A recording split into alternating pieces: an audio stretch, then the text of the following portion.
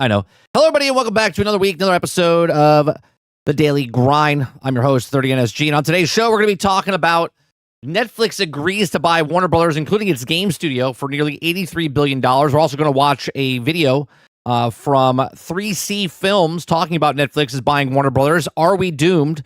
So we're going to talk about that. We're also going to talk about Disney working on a groundbreaking game experience for Star Wars. I don't know if that's inside of Fortnite or whatnot, but we're going to talk about that. And then we're also going to talk about Arc Raiders finally lifts the curtain on the Expedition Awards, showing us what players can expect to get for retiring their precious Raider later this month. So we're going to talk about that as well. So that's what's on the docket today. Give me 1 second. I got to update my Twitch and make sure it goes live there. Yes. There we go. So now I'll be live over on Twitch. Hello, Twitch. How are you? What's going on, chat? Give me 1 second. Let me get the chat, make sure it's up and running here. Eclipse, good morning. Travis, good morning. Altern, good morning. Water Bear. Who am I missing? Kylo, good morning. Jason, good morning. And scrolling down, see who else is here. Jesse Mack, good morning. Rowick, good morning. El Dente, good morning. Yeah, I had fun with the Christmas songs. I thought it was funny. I was like, you know what? Let me just make quick songs. I'm trying to understand how to make the songs more Christmas-like, and you could just put a parody in there, and actually becomes pretty damn close to the actual real music. Thought that was funny. Those are not up for download or anything like that. It's just I'm making them just for the morning show or whatnot. At least as of right now. So. How's it going, chat? How was your weekend? My weekend, I'm exhausted. I know I don't look like I'm exhausted, but I'm exhausted. Every part of my body hurts. I don't know how. I guess if you do this every single day of your life, you're probably not as sore because you're using those muscles. But my knees, my thighs, right, from going up and down ladders. I've been working in our little gym that we're creating. So doing all the insulation, the drywall, and the mudding, and all the stuff. And I'm doing it majority by myself. I get help here and there for certain things, but it's fucking exhausting. It is exhausting.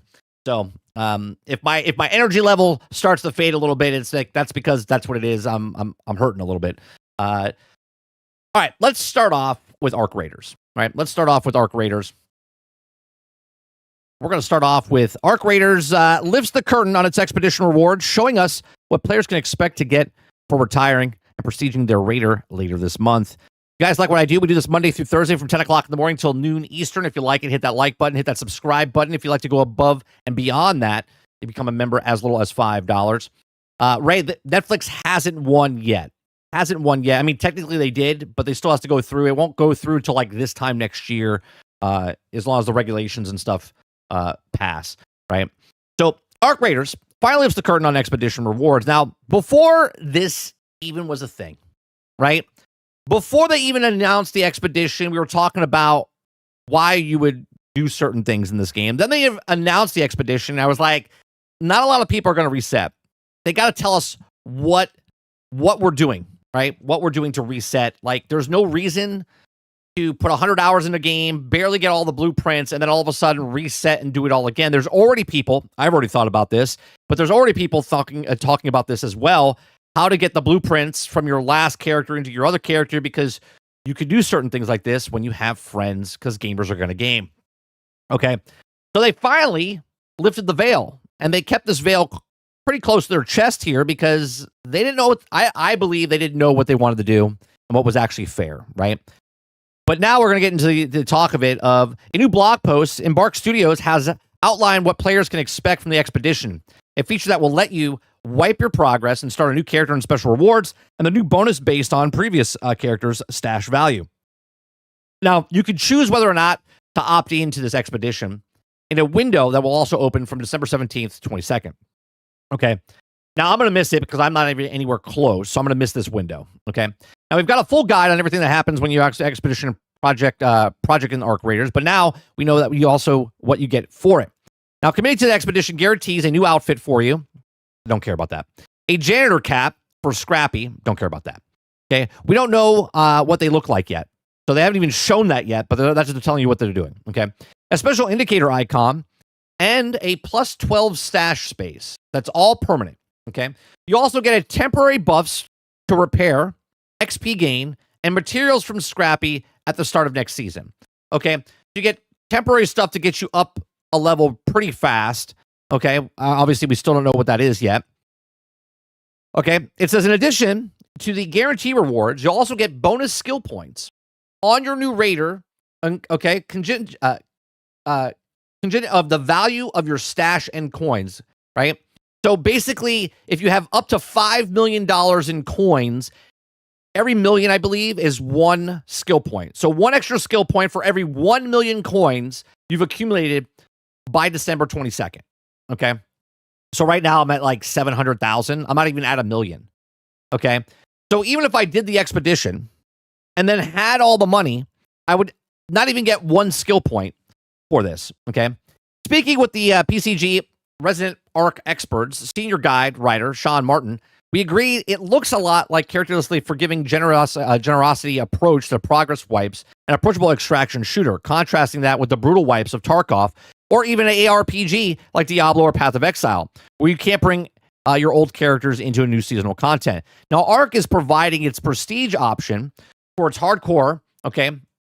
You can also just love to grind, while the players who don't prestige will actually be a bit more mechanical advantage at the start of that given season, since the expedition rewards are cumulative as well. You also get to increase the bonuses if you keep retiring raiders in sequential seasons as well. Okay. It says comments on the booming thread about the news. Okay. It says, don't sell yourself short. Okay. The arc of the raiders subreddit also trending a bit peeved, finding rewards a bit stingy. But Sean argues that it makes sense as a fully optional self-imposed challenge, one that's accumulative over future seasons. After all, Embark can't provide too big of a long-term advantage prestige players if it wants to keep the game fair. It says, it strikes me as rather elegant solution to clashing power creep and FOMO problems inherent to the live service games. If you follow Arc Raiders and you want to get back to the horse, you can also easy back in by not prestiging. The sweaty boys, meanwhile, can just burn it all down with also a new season, stacking new stash bonuses, swaggy cosmetics over, and hopefully a year of the game's lifespan. It says if you have to reach a level 20 in Arc Raiders to be eligible to sign in for Expedition at all, and you also want to really hit the grind, you want to maximize your skill bonuses in time to sign up in Windows closure of December 22nd. So here's the thing, okay? Two of the major things that you get is you get to keep your skill points, right? And if you're rich and you've been grinding this entire time, then if you have 5 million, you get 5 extra skill points. Well, if you get 5 extra skill points and they constantly stay with you, then season 1, going into season 2, you have 5 extra skill points. Now, obviously, you have to grind back up to use the 5 extra skill points, but you get 5 extra skill points. And then, let's say the next season, you do the exact same thing, and you grind and grind and grind, okay, to get an extra 5 skill points.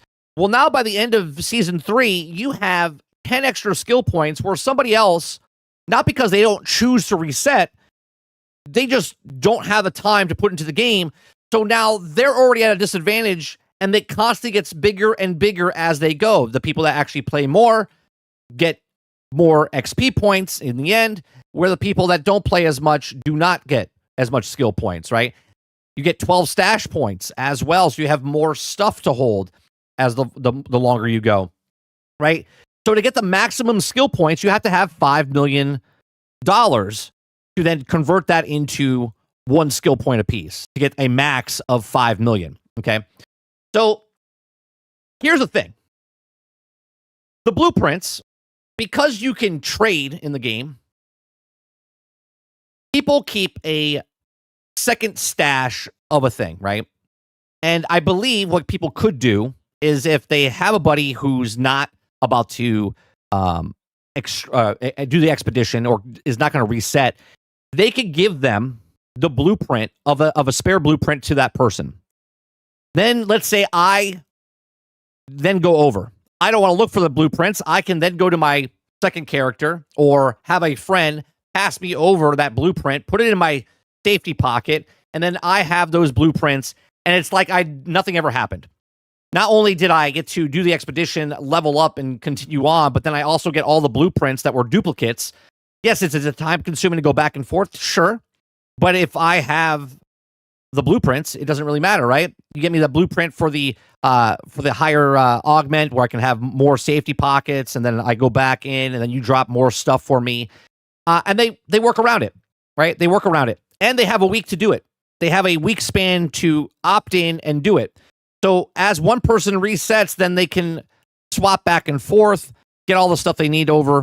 So it'll be very interesting to see what happens, because gamers are going to game, and they're going to figure out a system where they can get all their blueprints back. Because think about this. If you're a person that likes to grind, then you probably don't mind this, right? You're just going to keep on grinding and whatnot.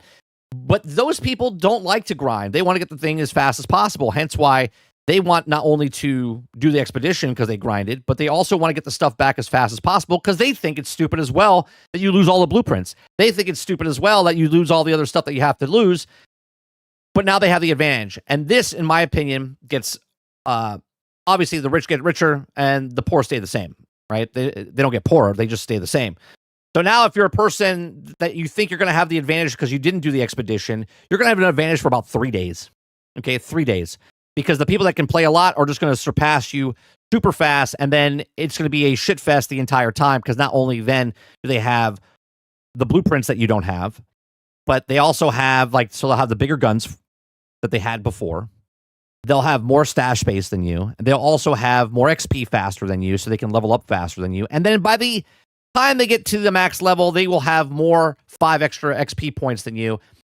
And the longer you go, every season, if you're a person that grinds out and get max XP and you have the max thing every single time, the grind gets deeper and deeper for you because you have 5 extra points to unlock in your skill tree. So by season 3 or season 4, you'll have an additional 15 to 20 skill points to put into your thing. So it just gets longer and longer for you to grind, and you're doing it to yourself because the next season you're opting in to have a 5-point tier more higher. But let me know what you guys think. Do you guys think that what they're offering here is going to make you do the expedition, finish the expedition, and reset your character, or are you staying where you are? Let me know in the comment section down below. Let me know in the live chat. I want to do the expedition, but I'm stuck at page 2 right now, still missing light bulbs. Okay. And because the people in the game are higher up and they just want to shit on people, which I'm not mad at, by the way. Okay. It's just harder for me to extract now because every time I go in, I get murdered by someone camping out or waiting for the thing at the extraction. So it's harder for me. So you have to do all this stuff in the beginning of the season when you get to level 20 as early as possible, so everybody else is doing the exact same thing. But again, these are just my thoughts. Let me know yours in the comment section down below. Please make sure you share, like, subscribe, and if you like what I do here, check out some of our other videos. Thanks for watching.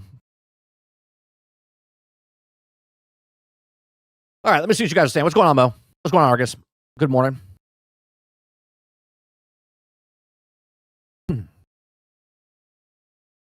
Let's see. Roic says, when they reset you in Once Human, you keep all of your blueprints, and you have to have as many points that you can also pull some here, and the mats over to the new game from your old one. Argus says, no reason for anyone in this chat to reset anything in Arc Raiders. Let's see what you guys... Mo's just doing his spam of every day. Morning, Mo. The clip says, these resets are for the people that have to put a lot of time into the game and they have nothing else to do now. So this gives them something to do when the new season drops. Sure, but it's the exact same stuff. Right? It's the exact same stuff. What's going on, Tarnish Gamer? Right? Here's the thing, right? It's the exact same stuff, and maybe it's different, but let's go back to Destiny for a second, Eclipse. When you played Destiny 1 and you played Destiny 2, in Destiny 1, let's say you had a hunter, okay? And your hunter, you were grinding for stuff to get your hunter up, but you only could do a certain amount of things, right? And then you had to switch characters. So then people made 3 hunters or 3 titans or 3 warlocks because they were grinding and they wanted to do the grind, but they didn't really want to do the grind. They wanted to make the grind easier so they could get the stuff that they wanted so they can level up that character faster, okay? Bungie saw this and said, oh, no. You're not allowed to do that. So you had to make one of each of the characters type of stuff, right? Gamers are going to game. So in this, you could grind, but the grind is sort of just obsolete. You're doing the exact same thing over and over again, just like in Marvel's Avengers. Every time you do the story, you had to do the same story over and over again. So you had to do it 8 times, right? So I don't know. I know this is a new car smell and people like Arc Raiders, but it's the exact same format as the other games I'm mentioning, where you're doing the exact same thing over and over. All the quests are going to be the same, right? All the NPCs are going to give you the exact same quests to do the exact same thing. And sure, are they going to add more quests for the new snow biome or whatever that they bring in? Sure. But that's in the game regardless, right? You just get to reset and do all the same stuff over again. And I don't know if that's going to be a good idea. Argus says, have to have 5 million stash value through items and or money to get those 5 points. Yeah. I have 700,000 cash, and with the stuff in my inventory, maybe I'm at 1.2, maybe 1.5. I have to grind a shit ton this next week, right? And I'm not even done with the expedition. I won't get done with the expedition until probably midway through season 2. Right? And I have almost 60 hours in the game.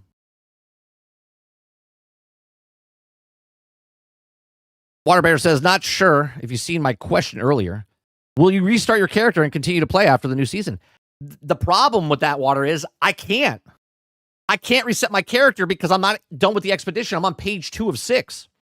That's the problem. So I'm like stuck in this limbo world, right? I have to complete the expedition. And I won't finish it in time. Meaning now I have 1 week left, but I have 8 more weeks before I can turn it in again. So I have 9 weeks to wait. So I can't finish this week. And now I have to wait until February before I can turn in the next one. And then if I turn in the next one, can I do the first one and the second one by the end of the second one? I don't know. I don't know how that works. Brainchild, what's going on? Morning. Says, yeah, camping extractions is rough. Also, people that claim friendly and then fire on you. Yeah, and here's the thing. I'm okay with this.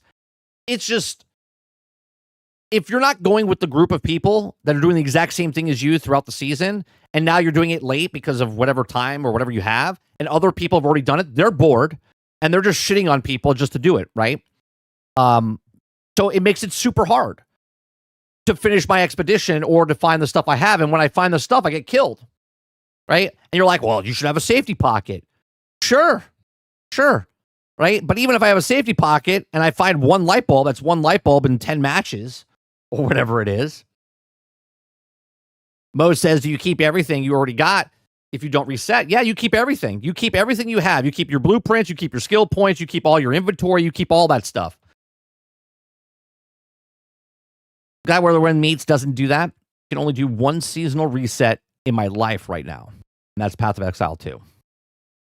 You can also hatch keys to avoid the kill zones once you unlock the key. Right. Krebsy says Forever 29. Oh, remember that? Remember that, Krebsy? I know you remember that, right? Epic Farm remembers that. We remember that. Forever 29. So far, where the wind meets, we almost have 90 hours since the release. I'd be pissed if they ever restarted. Roic says the Druid of Path of Exile 2 looks good. I mean, shape-shifting. Yeah, it comes out in what, 4 days? 4 days? 4 more days? Something like that? Come on, Ron Slusher. Ron's trying to keep a streak going of every stream. How many days consecutive can Ron say Concord inside stream? yeah. I think it's way past the actual Ron Slusher's Concord streak is 1,000 times last longer than the actual game of Concord itself. Right? It's been over a year, and I think Ron has said it every single stream since it failed. Roic says, see that even have more reason to add PvE mode as it gets later in the season, and that stuff happens. Exactly, Roic. That would be another way of bringing the game so people can finish their expedition, because let's have this conversation, right? If I can't finish this expedition, it's going to start to compound on top of it, right? So I don't have the time. right? Mark Baker, thank you very much. It's gonna start to compound where I can't finish this expedition. So then the next expedition comes in, and maybe I complete the first expedition by the time the second expedition comes, right? But let's say I don't. Then I have the second expedition, and now we're in the third season. So now we're in March, starting the third expedition. I didn't complete the first one. I didn't complete the second one. And I'm like, you know what? I'm just not going to do it, right? And I leave the game. So then the Embark looks at it and goes, well, why do we have people leaving the game? Well, they have people leaving the game because they can't complete the expedition because of whatever reason. Okay, if it's time, if it's that people that are stopping them from getting the resources, if it's campers, if it's rats, whatever it is, right? So it's going to start to compound on the people that are playing the game and going, you know what, it's just not worth it anymore. And then you're going to lose a massive part of the population of gamers, right? Come on, Sarge. Eclipse says, I'm actually getting tired of doing it to Path of Exile because you had to do it in the damn story. Let's just rush to the end of the game. Right. Path of Exile, you have to do the story over and over and over again. You can only do that, I think, a certain amount of times. You guys know where I stand about resetting my characters. I just don't like doing it, right? I like Division 2 where my character's like level, 1,200, okay? Because it just continues with me as content comes in.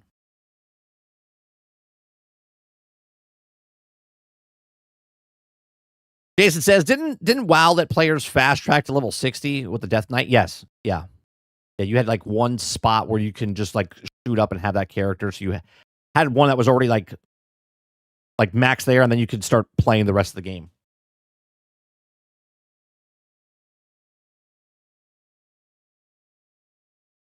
Water Bear says, I did the story in order to become a Death Knight. Right. So, look, Destiny did this. Destiny, where they said, here's a token, so you can just skip the story stuff and like level up much faster. Division 2 still feels good, though. I wanted to go back and play it, Ron, but Sarge doesn't want to go back and play, so kind of defeats the purpose of going back. I don't have time to go back and do it myself. I have other games, newer games I'm playing or whatnot. But the whole thing of resetting sounds good, and the people that are doing it are like, "Oh, this is awesome! I get to do it again in Arc Raiders." But the masses, I don't think, are going to reset. And you already have people. Where did I see this? Hold on a second. I saw a clip. I saw a clip this weekend. It was Ninja. And it was. Let me see if I can find it. Ninja and what's his name? Courage? Is that his name?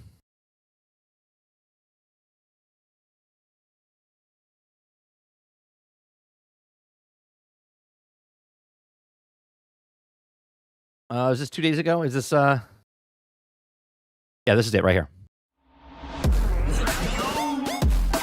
Okay, Ty. Okay. So he's going to explain what's happening here. Okay. So listen to this. Okay. Have you heard about what people are planning for their expedition? Huh? I've heard some rumors about how people are planning for their expedition. Okay. Because when you go through an expedition, you lose everything, including blueprints. Right. So people are speaking with their friends, keeping duplicates of the main blueprints they'll want. If they find them, their plan is their friend who doesn't do an expedition, go into a raid, drop them the blueprints, get out of the raid. They do their expedition, go into a raid after their expedition. Their friend drops them back their blueprint, and then they use it in there so that they immediately have the ability to, let's say, craft a Venator. Which is an exploit. Not cheating, but it's an exploit. Okay? It's not meant to be that way, but you can do it that way. So I think that I'm going to keep that in mind because that sounds... Now, remember, Courage is a person that puts a lot of hours into video games. But again, he's talking about this because he doesn't actually want to do the grind, right? He wants to bypass the grind because gamers are going to game. Very good. No, that's a cringe strat, though. It's totally, not cheating, but it's exploiting for sure. It is exploiting. What they should do is... Exploiting? I don't know, bro. It's exploiting. Absolutely. You're holding exploiting. You're holding onto a secondary blueprint. That's just smart. That's not exploiting. You're not cheating. Listen to me. If you want to ruin your experience in this game and speed run learning blueprints every time you reset your character so that you have less stuff to do, by all means. Yeah, I mean, I don't think it's necessarily. I'm not saying I'm going to do it, but I'm saying that I don't think it's exploiting. It's just a smart. I absolutely think way to get around it. Listen to what he just said there. I don't think it's exploiting, but it's a way to get around it. So you're getting around something. That's called that's an exploit. An exploitation. Bro, you literally just said it. Sounds like you're going to do it too. You just said it. He's 100% going to do it. And obviously, you can be mad or not that they're going to do it, but that's 100% what they're going to do. So think about this. Arc Raiders is making this whole thing so people reset and do the stuff so it takes longer, so they grind the game longer and do all this stuff. But there's this.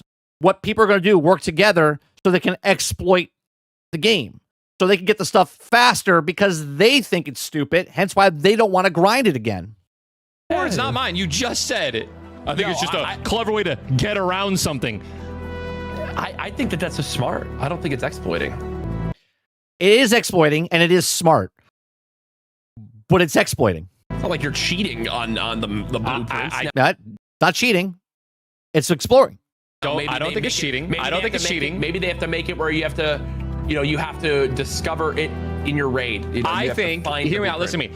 I think that defeats the purpose of this game. I think that this also might happen. I'm just putting this out here. You know how in World of Warcraft, okay? In World of Warcraft, where if you pick up an item, it bonds to your thing. I think blueprints, if this is what's going to happen, the way that Embark will do this is that if you swap over they can't learn it. Once you bring it, right? Once you have it out of the raid, you cannot put it back in your stash and give it to somebody else. They will lock it behind it where you can't give duplicates. I think that's what's going to happen. And it'll only happen if they notice on majority of people get the things faster. I think that's what's going to happen. Defeats the purpose of going in and finding blueprints. I think that defeats the purpose of... I think Robert Jones said, other games give back equipment that you also looted from the actual friends once you extract. Anything a friend bought in will them. Losing all of your blueprints so that you can get more skill points. I think it defeats the whole purpose of going out on expeditions.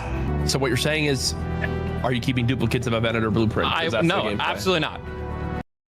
I don't know if I believe him, because this is what happens in real life, right? You're playing with your friends. Your friends already have the blueprints. They already have the stuff. They already have the weapons, and yet you're grinding through the thing. So I do appreciate what Ninja's saying here. Now, if his integrity is that what it is, but I think if all of his friends are doing it, he's going to do it as well, just because of pure pressure and whatnot. Absolutely not. I will run free loadouts until I get and play the game all over again. Look at this smirk on his face over here, Courage. So that I don't speed run each time and burn through blueprints so that I have less to do. See, this is the thing, right? This is meant for people that like to grind, but yet the people that like to grind don't want to grind. They're just going to surpass the thing, so it's less of a grind for them, so they can get to end game again. And I think that it would be smart if Embark Studios made it so that there were I don't know how, there's a way for them to do it, make it so that if you've gone on an expedition, you have to literally get a Expedition 2 blueprint. That's also another thing they could do. That could also be a thing. Because if you're already in Expedition 1 and you didn't reset in the Expedition, you already have the blueprint. But if you're in Expedition 2, you would need to find the blueprint, which is what Destiny did. They put a little marker on the thing so you know it's from this thing or from that thing. So that could be. So you won't find like if someone drops you an OG blueprint from their the new person that did the expedition can't use the blueprint. They haven't gone on an expedition yet. Like that blueprint can't be learned if you're on your second expedition. You need. They definitely 100% will do this. If they see the community do what Courage said, they will 100% do what Ninja just said. Need an Expedition 2 blueprint. Imagine going into a Tarkov wipe, right? Tarkov wipe, boom, and you're running into people with the best guns and the best armor every single time. Because that's what this is. This is a wipe, right? Choosing to go out on expeditions. I feel like the majority of people are going to do it. And imagine your very first game, you run into somebody with a pink shield because he was able to craft it immediately and a level 4 Venator, and you get blasted your first run. Now imagine you're a casual game. Yeah, but that's gonna happen to you. That's gonna happen to you because there are people like myself that are not resetting not because I don't want to, it's because I'm not anywhere near there. Put yourself into a casual gamer's shoes. Your dad, you just came home, you just went out on an expedition. You're so pumped that you even were able to put enough time in to go out on that expedition and be able to prestige. You come back, you play your first game, you just put the kids to bed, you just got home from work, dude, and you run into, you're playing with your buddy, and you run into a bunch of people just run Venator 4s all night. That wouldn't feel good. And you're got. I don't know. Do any of these streamers, does Ninja or Courage have kids yet? I don't think they do. I think they're still right. Ninja, I don't think has kids yet. And you got Kettle ones and Stitcher ones. I mean, the Stitcher is already good.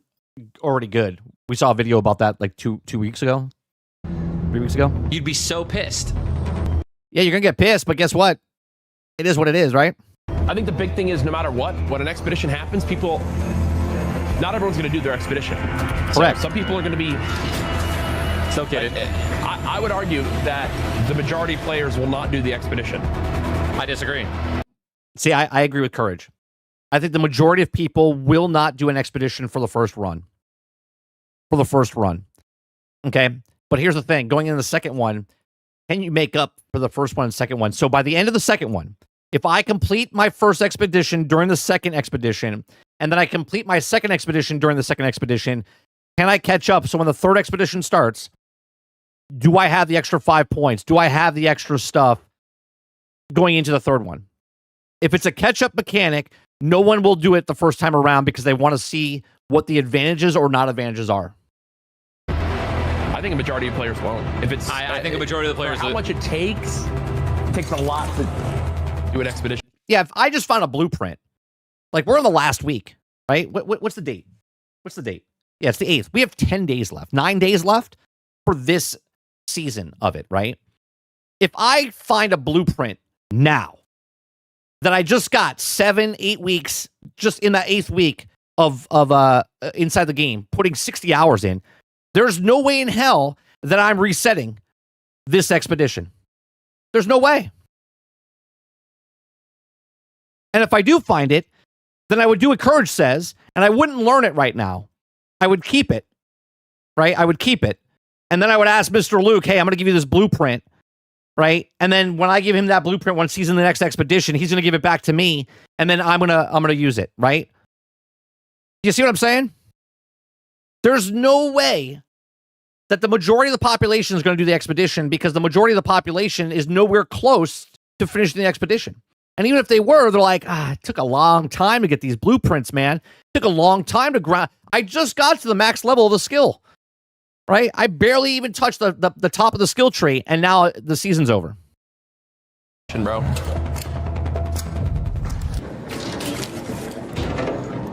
Okay, they're done talking about it, right? Like, I just don't see it. And why do they use 2 pods to send up raiders? They should bobsled groups to save on fuel, since they also the Mare Speranza is a waste of resources. That's very true. But yeah, but why are we also fighting each other? Why am I getting in a pod, Brainchild, where I'm like down below? I'm like, hey, Brain, what's going on? All right, man, I'll see you up on top side. And then we go up on top side, and then I shoot you in the face. I mean, it doesn't make sense. It doesn't make sense. If we're all from the same place, then why are we fighting over supplies when everyone should just take the supplies and come in?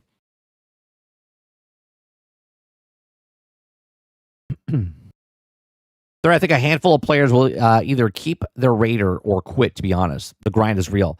Oh, I said this a couple weeks ago. I think a lot of people are going to drop off. I even asked Mr. Luke when we were playing, I said, when do you think? I think once the snow thing comes out, people are going to look and see if it's worth it and good, and if it's fun, and they might play a couple rounds. But once this expedition goes through, I think you're going to see a massive drop-off because people are going to be like, yeah, it's not worth the grind to do what it is. And the people that want to do the grind, I think, are going to start to get a little bored by doing the exact same thing over and over again. Now, does this mean the game is a failure? No, it sold so many copies, right? It's a success regardless. It's just a game, bro. Just play the damn game. I mean, sure, but there's things that go into the actual thing of why am I playing this game if I have to do the same thing over and over. It becomes not fun. If you're talking about just the lore and stuff like that, yeah, sure. I play with others. I'm a Rocketeer magnet. Every run, it's a rough run. It's just there's Brainchild. And that sound, when he does that little noise, you're like, oh, I'm fucked. And you're running because you're not looking backwards. You're just running and trying to dive and roll, try to get away. Then all of a sudden you go beep, beep, beep, beep, beep, beep, beep, beep, beep. Carter says, just consume product 30. I mean, look, if you're going to make lore of something, then it's got to make sense, right? Carnish, right? It's got to make sense. It's got to make sense. Lore is a reason that it's called lore because it has to make sense. Like, oh, well, how did you get to this point? How did you get to that point? Right? Yeah, give us a reason.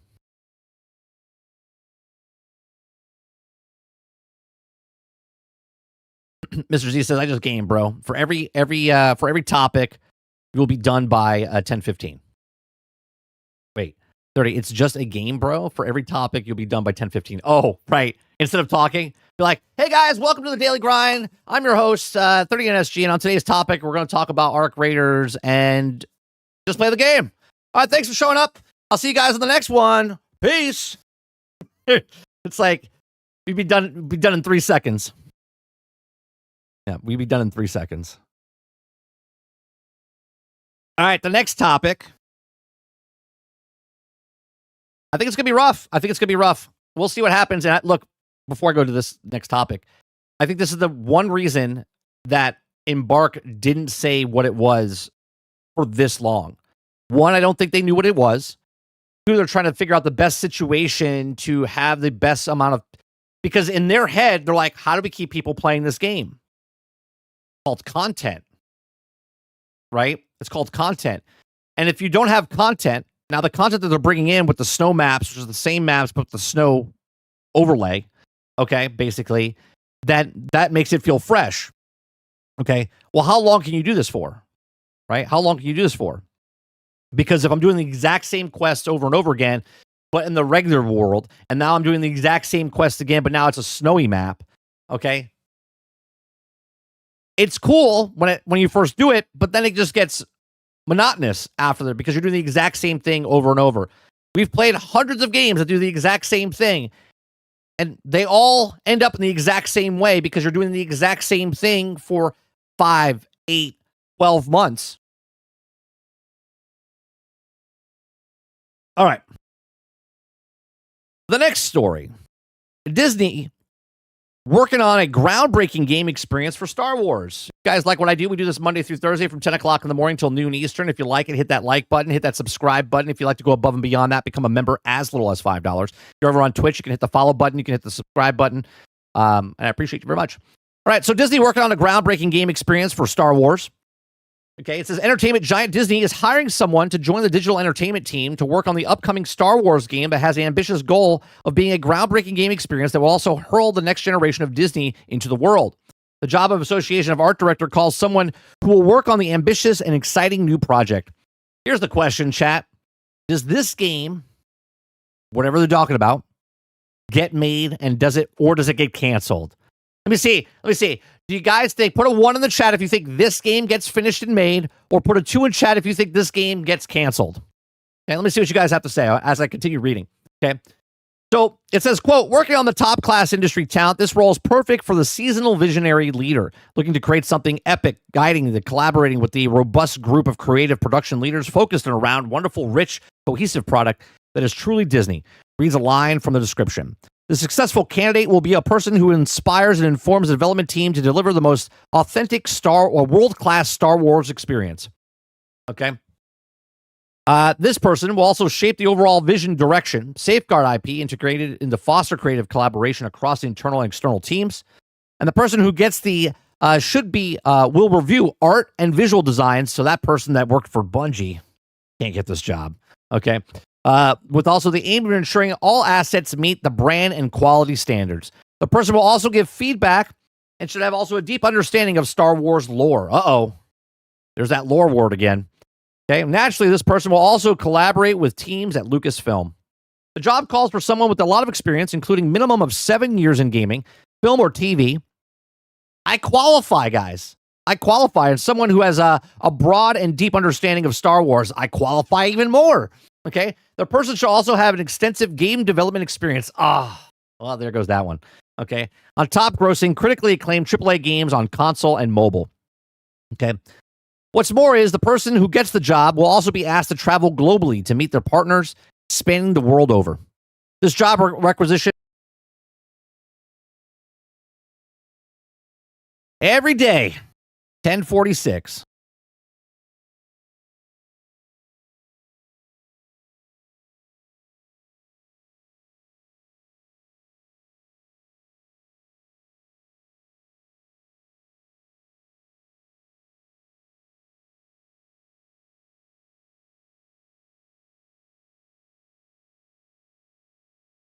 We should be back.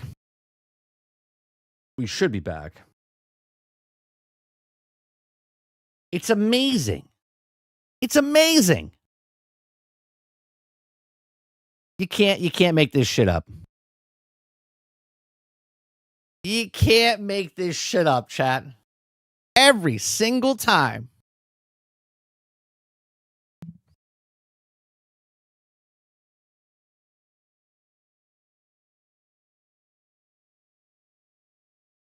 I don't get it. Now, I like to kind of like debunk things and try to figure stuff out here. Between 10:30 and 10:45 is when this has been happening. Pretty much last 2 weeks, as Kylo says, right? So I don't know what's happening. I know YouTube is changing some stuff. Okay. My internet's rock solid. Rock solid. So I don't understand why this is happening. But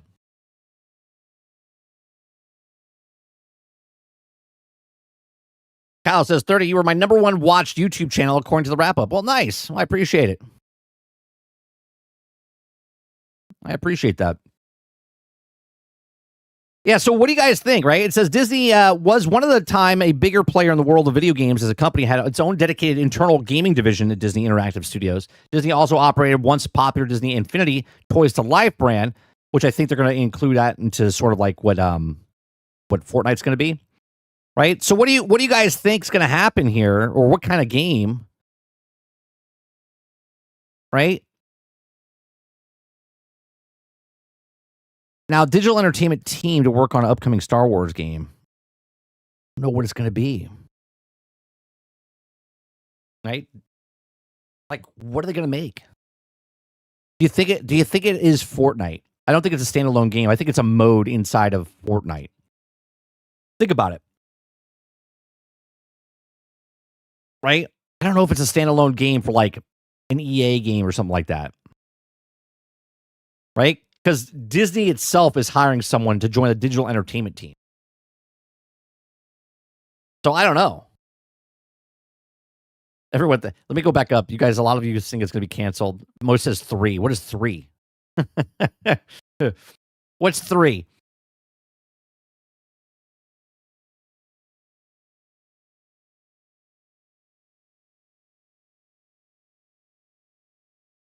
Robert Jones says, this is when the switch servers from Game Pass to AI servers? Maybe. Who knows?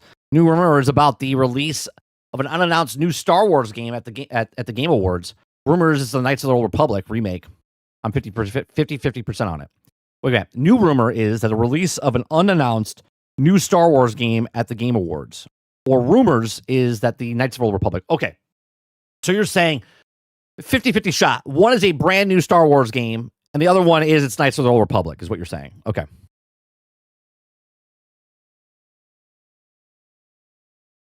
El Dente says, crazy that I'm here all the time, lurking, but I got Angry Joe Show as my number one. You son of a bitch, El Dente. You cheater. You left. No, I'm kidding. But you probably watch him more because his content maybe is longer because he does multiple streams and video recordings, right? So his video recordings are like 45 minutes. If he does those, you know, let's say 200 a year, and you watch every single one, that would be your number one.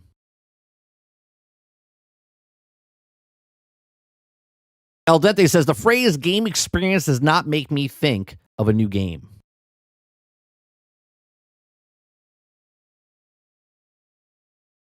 Yeah, see, Kylo says it. Has a lot of videos and they're all pretty damn long. Right. Yeah. So I'm doing 20 shows a month at 2 hours apiece. Right? He's doing a lot more than that throughout the year. Ron says Star Wars football game. Oh, that's what it is. Yeah, that's what it's going to be. Why not?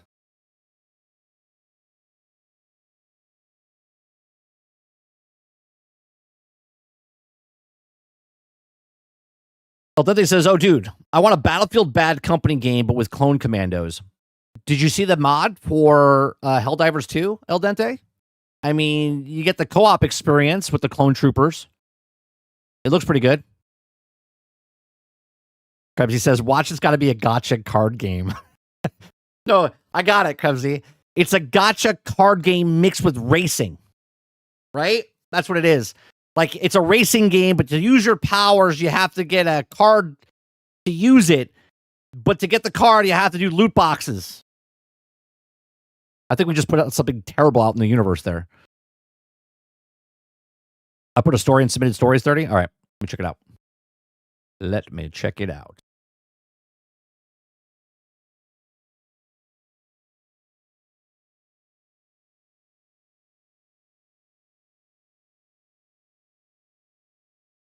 All right, let's see here. Submitted stories. Krebsy put one in there as well. Todd Howard says AI can't replace human creativity. Okay. We've got adding major new content this December where the wind meets. We have a rumor Resident Evil Requiem leak might have revealed surprise play. Consider buying EA. Okay, hold on. Let's look at that. That's a good story there, Krebsy. Just delayed its first expedition, so you now have more. Was it like 2 days? Didn't they do that for like 2 days? Let's see. What story did you put, Water? Did you put it in submitted stories, or did you put it in general?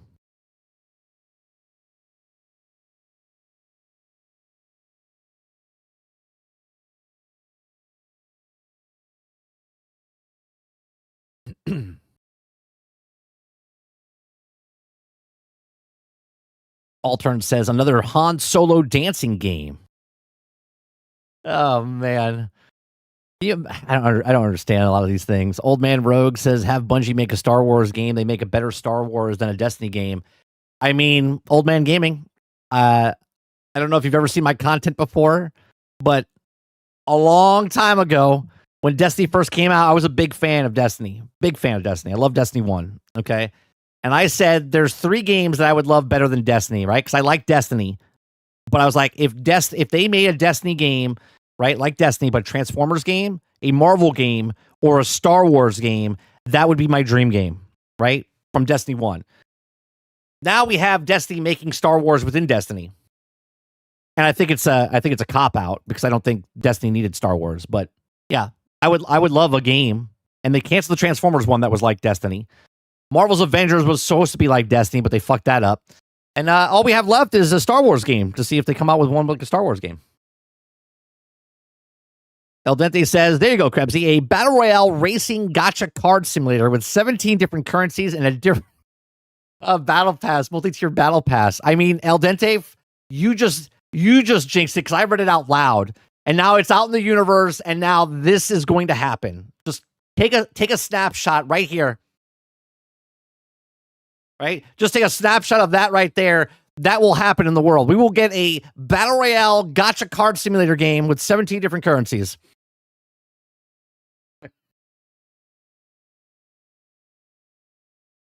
Excuse me.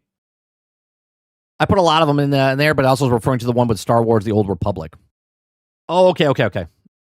You submitted it earlier, not today. Gotcha. Yeah, I see it. Let's go with that one. I'll bring that up.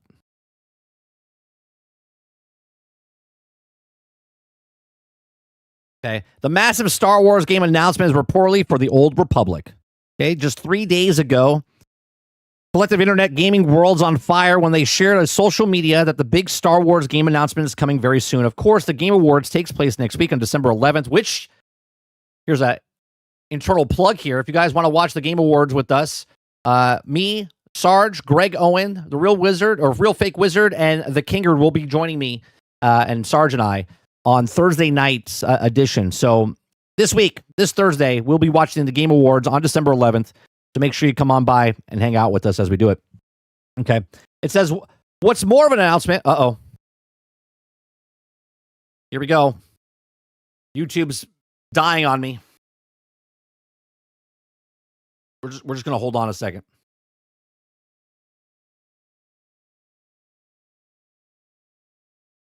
Give me a second, guys. I don't want to start talking because right now it says error, not receiving enough video.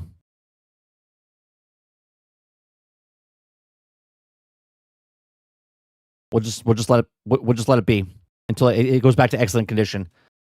We'll bullshit so you guys don't miss anything if I'm talking about something. Kylo says Obsidian did make a KOTOR. I think it also might be making 3, and then also says why the guy Tim Kaine came back to Obsidian. That's a good explanation, or a good theory, I should say. It's a good theory.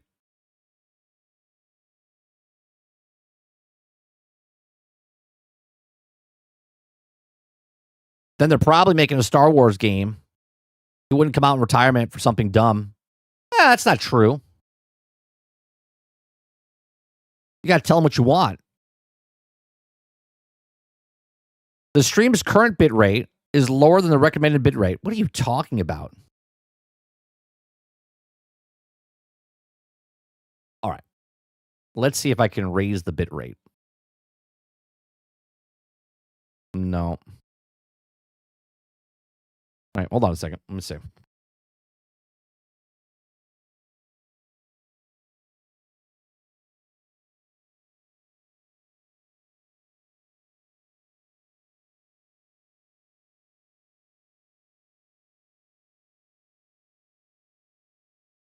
All right, let's see.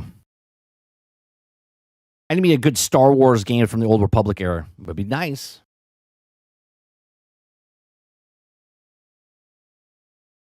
User says, do we all think that the Paladin is going to be announced at the Game Awards? Maybe, user? I don't know. All of a sudden, we mentioned Disney and Star Wars, and bam, video issues. Weird. It's weird. Sarge says, as I said, 1313 was 90% done, and they canceled it. So we had 50 people here, and then it dropped to 26. Don't think so. Bot attack confirmed? Maybe. Who knows? But that's how finicky it is, Sarge. People are here, and then all of a sudden it got canceled. You know, it drops, and then it comes back up.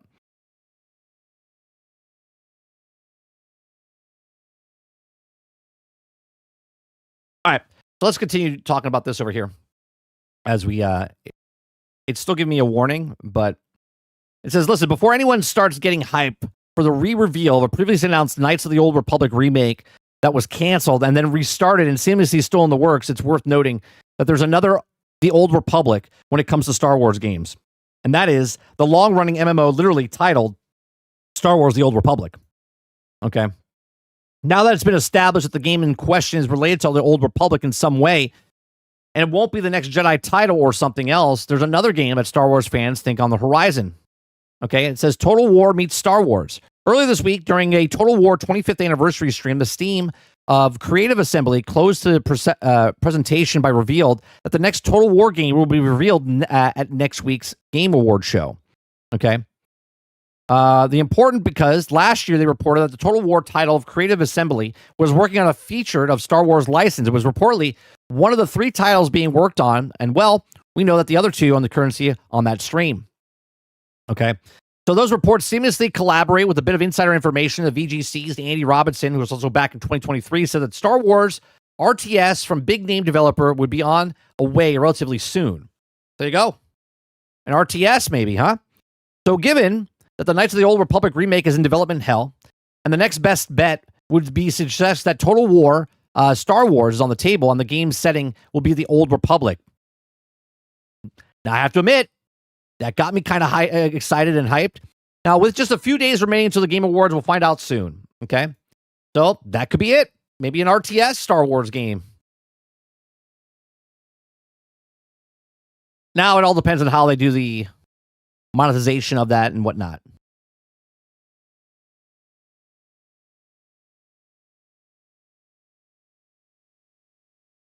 I literally forgot about the Total War Star Wars game. There you go. This is the only Total War game I would expect over 40K.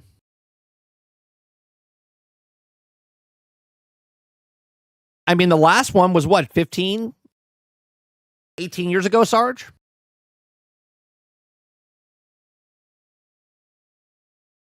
Jesse Max says 30. Just imagine the Old Republic TV in Game of Thrones style thoughts.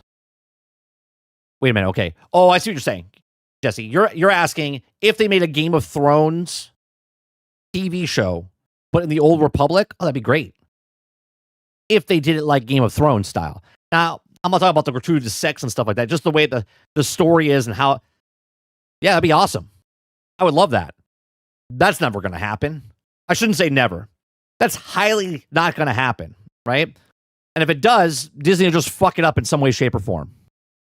I would be interested in it because it is something we talk about all the time, right? Because if you go back to the Old Republic, you can make a Star Wars story. You can make it very in depth and whatnot, and it has nothing to do with this era that we saw. What we see, it doesn't connect to the Skywalkers in any way, shape, or form. I guess technically it does down the lane, but there's so much drama and story that can happen here.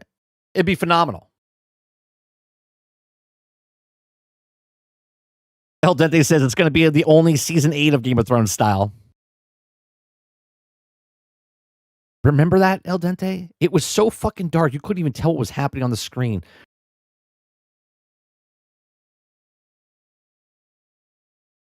Water says Darth Raven would be female. Yeah. Yeah, it would. That would happen. That would happen. What is this? Paramount? Okay. All right. The next thing I want to talk about, and this will probably take the remainder of the show, which is the Netflix stuff, right? Now, I want to talk about this from a kind of a different standpoint, okay? Those of you that have been in my channel for a really long time, you know that I used to work in the film industry, okay?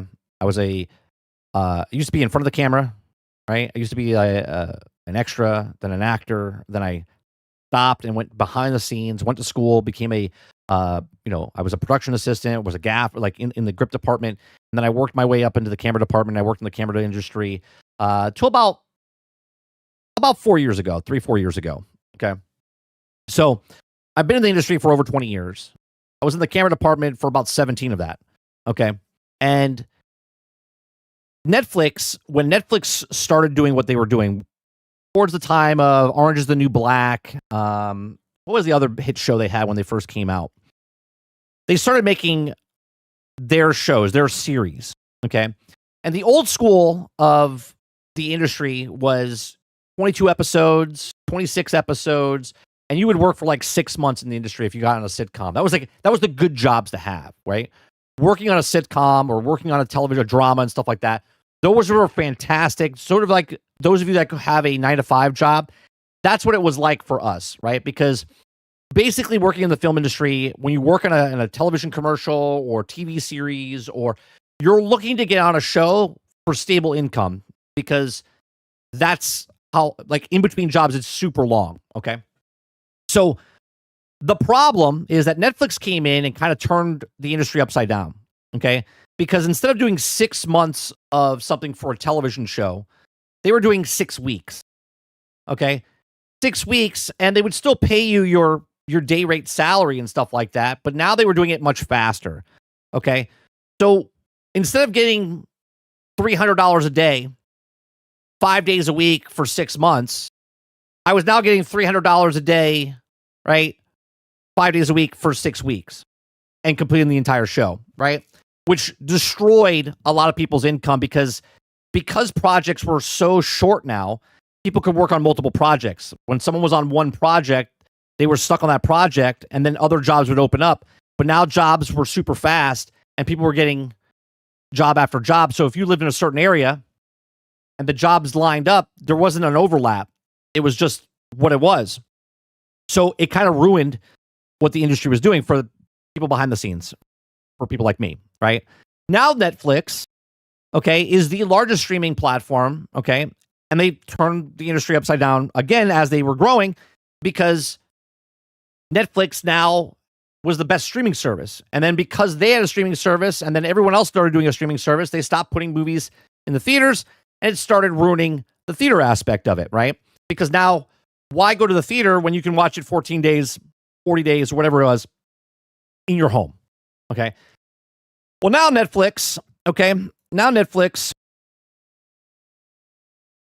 is bidding for, or has won at this time now. They're the head bidder. There's a lot of drama going on here. We're going to watch a video. I haven't seen it. We'll see what they have to say about it. But we're going to read this article first. Okay. Now, Netflix agrees to buy Warner Brothers, including its game studios, for nearly $83 billion with a B. But the fight may not be over yet. Okay. Guys like what I do. We do this Monday through Thursday from 10 o'clock in the morning till noon Eastern. If you like it, hit that like button, hit that subscribe button. If you'd like to go above and beyond that, become a member as little as $5. Okay. So Paramount Skydance was also vying for the WB Discovery, and it doesn't seem willing to take a no for an answer. Okay. Less than 2 months after it went on the auction block, massive media company Warner Brothers Discovery has found a buyer, and the massive media company Netflix, the streamer giant, has agreed to pay $82.7 billion for Warner, and the deal of companies say it will provide more choice and greater value for consumers and a stronger entertainment industry for America. He says, well, sure, this sounds a lot better than the media consolidation is going to make a few of us even richer and not even poorer, okay? After all, but that's also looking at it here. Once closed, the deal will give Netflix a massive multi-billion streaming production company controlled of just about everything in Warner's stable, including its film, television, and game studios, HBO Max, and also the properties and the whole of the DC universe. The only thing not included in the deal in the WBD is the Global Networks division, which Warner said in June is being spun off into a separate massive media company. The process is now expected to be completed on Q3 2026, after which Netflix buyout will close. Okay, it says, quote, our mission has always been to entertain the world, Netflix CEO said. By combining Warner Brothers' incredible library for shows and movies, from timeless classics like Casablanca, Citizen Kane, to modern favorites like Harry Potter to Friends, with our culture-defining titles like Stranger Things, K-pop Demon Hunters, and Squid Games, we're also able to do even better. Together, we can give the audience more what they love and help define the next century of storytelling. As long as the audience are willing to subscribe to Netflix, I suppose the company said, expects to maintain Warner Brothers' current operation and build it into strengths, including theatrical releases for films, which is no kind of commitment at all, and doubly dubious over the companies whose entire business is based on keeping people out of the theaters. It does sound oddly familiar, though. The acquisition of the subject is regulatory approval, and the part of the acquisition is a potential to get a little spicy. Paramount Skydance was also gunning for Warner Brothers and the CEO, David Ellison, and the son of Larry Ellison, and one of the richest people in the world, and also a high-profile supporter of U.S. President Donald Trump, as noted by the Business Insider. Now, David Ellis reportedly went on to the White House this week to make a case of Paramount Skydance should Trump intervene in the matter. It's possible that the whole thing could end up on the rocks. There's also been no indication that Trump's regime will get involved at this point, but it doesn't seem like Paramount Skydance is going to go away quietly. A CSNBC report says the company has already claimed that the sales process was rigged and now considered a hostile takeover. So I hear a lot of things going on with, now I'm not a lawyer in any way, shape, or form, but I do understand that business, they do have a fiduciary, fiduciary responsibility to the stockholders. Okay. Now, as an outsider, we don't know what the actual deals, the inner workings of what the actual thing. We just know that they $83 billion for the buyout. Okay. Now, what the rumors are, at least what I've seen, is that Paramount put a bid in. Netflix put a bid in. They don't know what each other's bids are. Okay. Now, as a business, the business can reject any offer. It doesn't matter if it's a higher offer. So let's say, and again, I'm just putting numbers out there. Let's say Paramount came in at, $30 a share. And Netflix came in at $29, okay, or $25. And Paramount had the higher bid. That doesn't mean that Netflix has to take the higher bid because we don't know anything else that's also gone on behind the scenes. There could be stipulations inside of this, right? It could be $30 a share, but that's just straight up. Where Netflix could have been, and again, I don't know, I'm just giving you kind of reason here why they took Netflix over Paramount, okay? It could be that they're buddy-buddy, and they know each other, and they just like each other. You ever been on a deal or on a job interview where you just didn't like the person, and you gave that person the benefit of the doubt over someone else because you get along with that person, right? 2, Netflix could give them an option of like, oh yeah, we're keeping WB. WB is going to be what it is, where the other people didn't give that. So we don't know the stipulations behind the scenes. We just know the straight up money. So what they're saying is that Warner Brothers actually had more of a higher bid than what Netflix bid. But yet Netflix, they accepted Netflix offer. Now I'm not too sure. Okay. So Paramount launches a hostile takeover bid for Warner Brothers Discovery valued at $108 billion, seeking to derail Netflix's deal. Okay. Paramount's offer includes $24 billion from Saudi Arabia, Qatar, okay, wealth funds, and as well as Jared Kushner's affiliate partners. Maybe this is a big thing here. Maybe, and again, I don't know this, just kind of putting it out there, but what if the people that own WB right now don't want to sell their thing to an outside source? Maybe they want to keep it homegrown. Maybe they want to keep Netflix as an American company. Maybe they want to keep it in America, and they don't want to give anybody else anything else, right? I don't know if this is part of it, but maybe they don't want Saudi Arabia owning WB. I don't know. Okay. Oh, can I not look at this? Oh, I can. Okay. So since David Ellis is not going away quietly, his quest is to land Warner Brothers Discovery on Monday, Ellis Paramount Skydance announced that all the cash tender offer require all the outstanding shares of WB for $30 per share. I didn't even know that. So there you go. I gave an example of $30, and it is $30. The same terms it offered on December 4th, bid submitted to Warner Brothers Discovery board.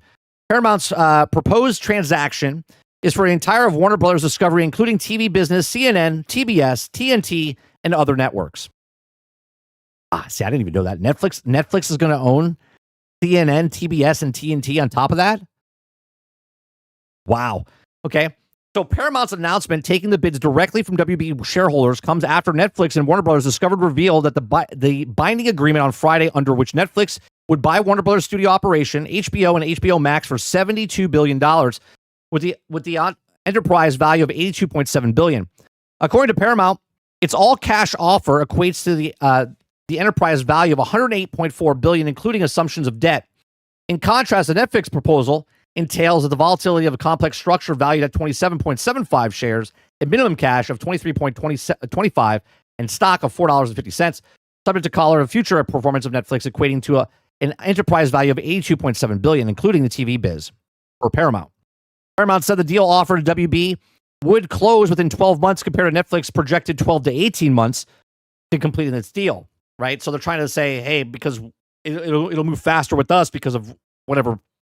Okay.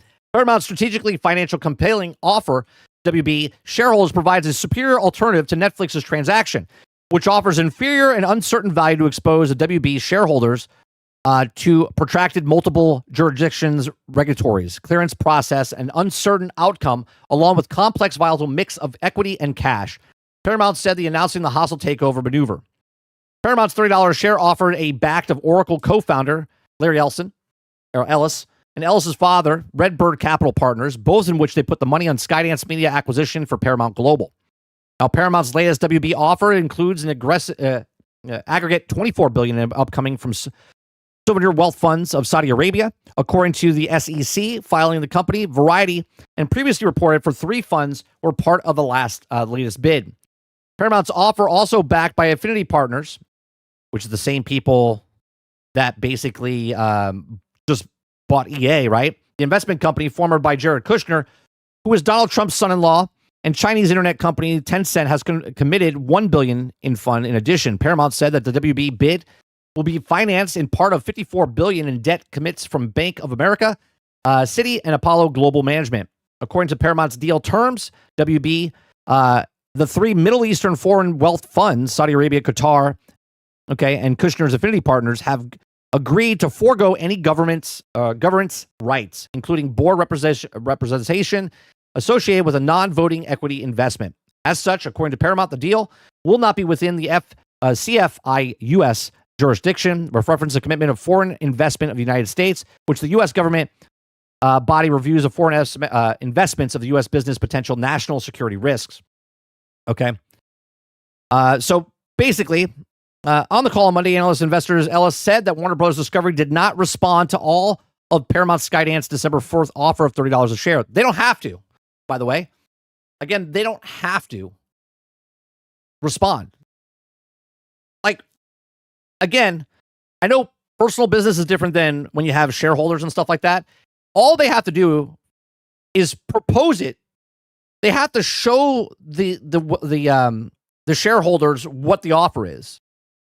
But they can say they don't want it. Now, I know people are like, well, why would they turn down more money?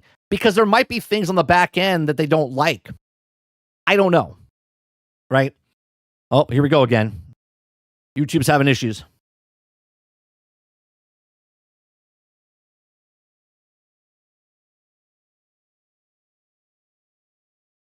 Kyle says TNT will only be on Netflix now. Rip.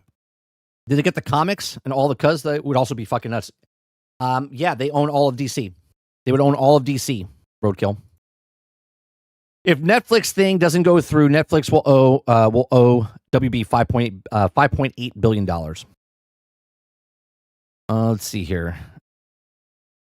Kyle says maybe that's the overall plan for WB. I guess we're not getting Back for Blood 2. Paramount is pissed. They went with Netflix and saying WB a Discovery. I thought we had a deal.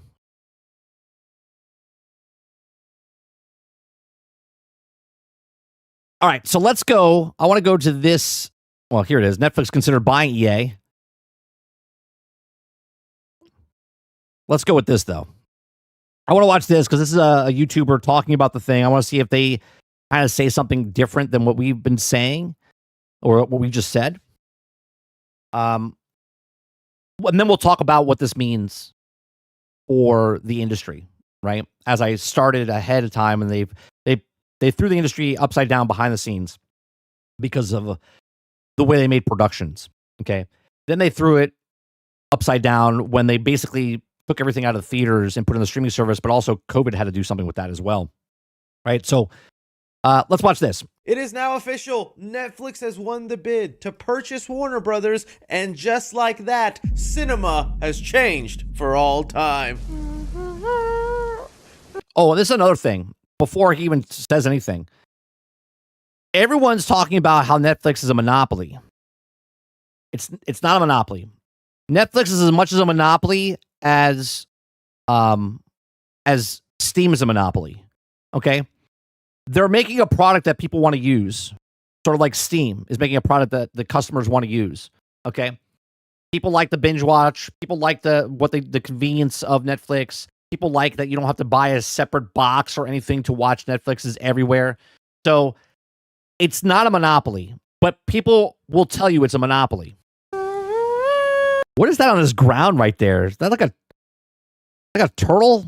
Like manhole cover? That's pretty fucking cool. Maybe we're just exaggerating and we're hitting the doom button a little too quick, but we are going to break down everything we know so far about what Netflix now plans to do now that they're going to own Warner Brothers. Well, they don't own them yet, but they are the leader right now for winning the bet. The deal actually bid.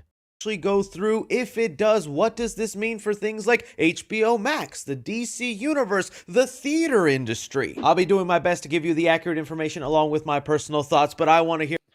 El Dente says it's not a monopoly now. Yeah, no, but even It's not a monopoly, even if they buy it. It's closer. It's closer, but it's still not a monopoly.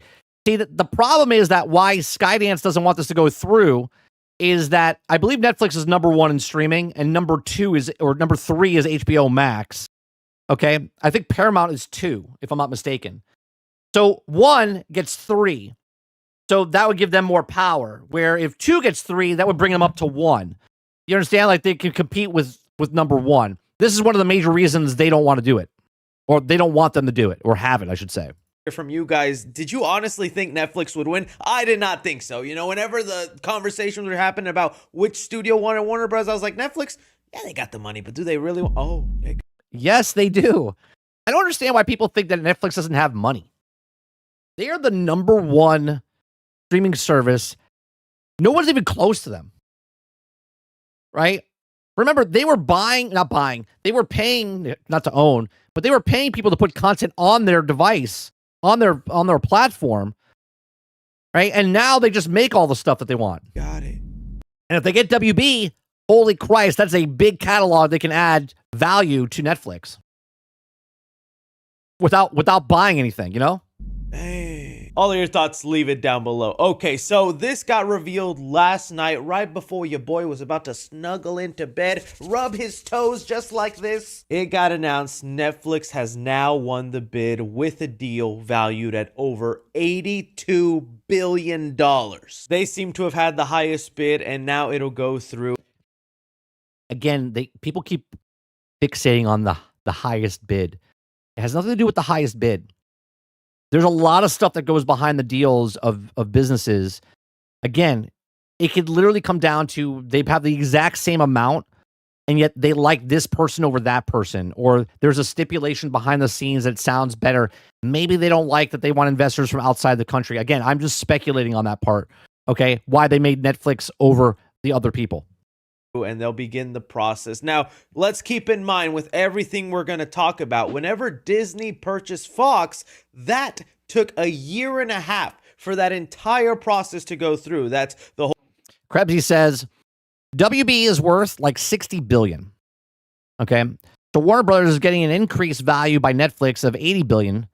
So Netflix pulls out WB, would get $5.8 billion, an inflated $80 billion valuation. Sarge says the highest bid means something to shareholders. Correct, Sarge. But the shareholders, again, they have to be told what it is, and then the shareholders say yay or nay. So what's happening right now is that Paramount's saying that we get the highest bid, but they didn't take our offer. I mean, they think that they're just negating their thing and they didn't show it to the shareholders. But maybe the shareholders did see it and go, you know what? We don't want this deal because of other stipulations behind the scenes that we do not know yet as the regular consumers. Whole government looking in on it, seeing about if it's fair, does it hurt the industry, getting everything else finalized. So even what we're talking about here, we're not going to see any of it come to fruition until at least a year and a half. So with Netflix winning, let's talk about some of those who lost. I honestly was kind of... This reminds me a lot what happened to Microsoft and PlayStation, right? Same thing, right? Paramount and Netflix remind me of the PlayStation, Xbox type of thing when they bought Activision Blizzard. Wanting Universal to get it, it just seemed like the lesser of all the evils, and they would just continue running it business as usual, and then we probably get, you know, the little park perks where DC Looney Tune characters could possibly show up in Universal Studios. Right. As a consumer, as a customer, like, business is going to eat up government companies left and right. It doesn't really matter to me if this mega corporation owns it or this mega corporation owns it. I don't want any mega corporation owning all of the things, because there'll be a day down the line that Netflix, if they get WB, and then WB and Netflix are now one conglomerate, all of a sudden Paramount's up for sale 15 years from now. And then all of a sudden, now only Disney or Netflix can purchase Paramount because nobody else can afford it, right? So then they pick it up and then they conglomerize, right? It's the exact same thing that's happening in the video game space right now. I don't want any consolidation like this, but it's going to happen, and we have no say in it whatsoever, right? Because Unicron's got to eat. Okay. Would it be nice that Universal gets these things? And then, yes, as a consumer, it would be nice if I go to a theme park and all of a sudden DC Universe is there, Looney Tunes is there, all the stuff is there because now they own it. Right. This is why Universal wants to own that type of stuff for WB because they're thinking long-term park and everything else, where Netflix just wants it so they can raise the price of their subscription service and basically not put movies inside the theater anymore. Batman Halloween Horror Nights house? That would honestly go hard. But one of the other studios that seemed really close to getting it was Paramount. And well, I'm kind of okay with them not getting it. They were making... Roic says, it's like you spend 5 years rebuilding a car and you got two offers. But the higher one was just going to use it for parts and that you're going to go with. Right. They get to choose if they want to take the big deal or not big deal. Again, I think there's other things behind the scenes, which we don't know. We just know the money value right now. Making it very clear in the past couple of months that they were going to be heavily in ties with the Trump administration and they would have a huge influence. Can I also say this is pretty fucking hilarious? Because Hollywood right now does not want, Hollywood as a whole does not want Netflix to buy WB. Because all of the actors, directors, producers, all of these things, they look at this and go, we're fucked. Because we're not going to get the actual releases. We're not going to get all this stuff. It's just going to go to Netflix, which they don't want, right? Because Netflix doesn't align with Hollywood. You know who does align with Hollywood?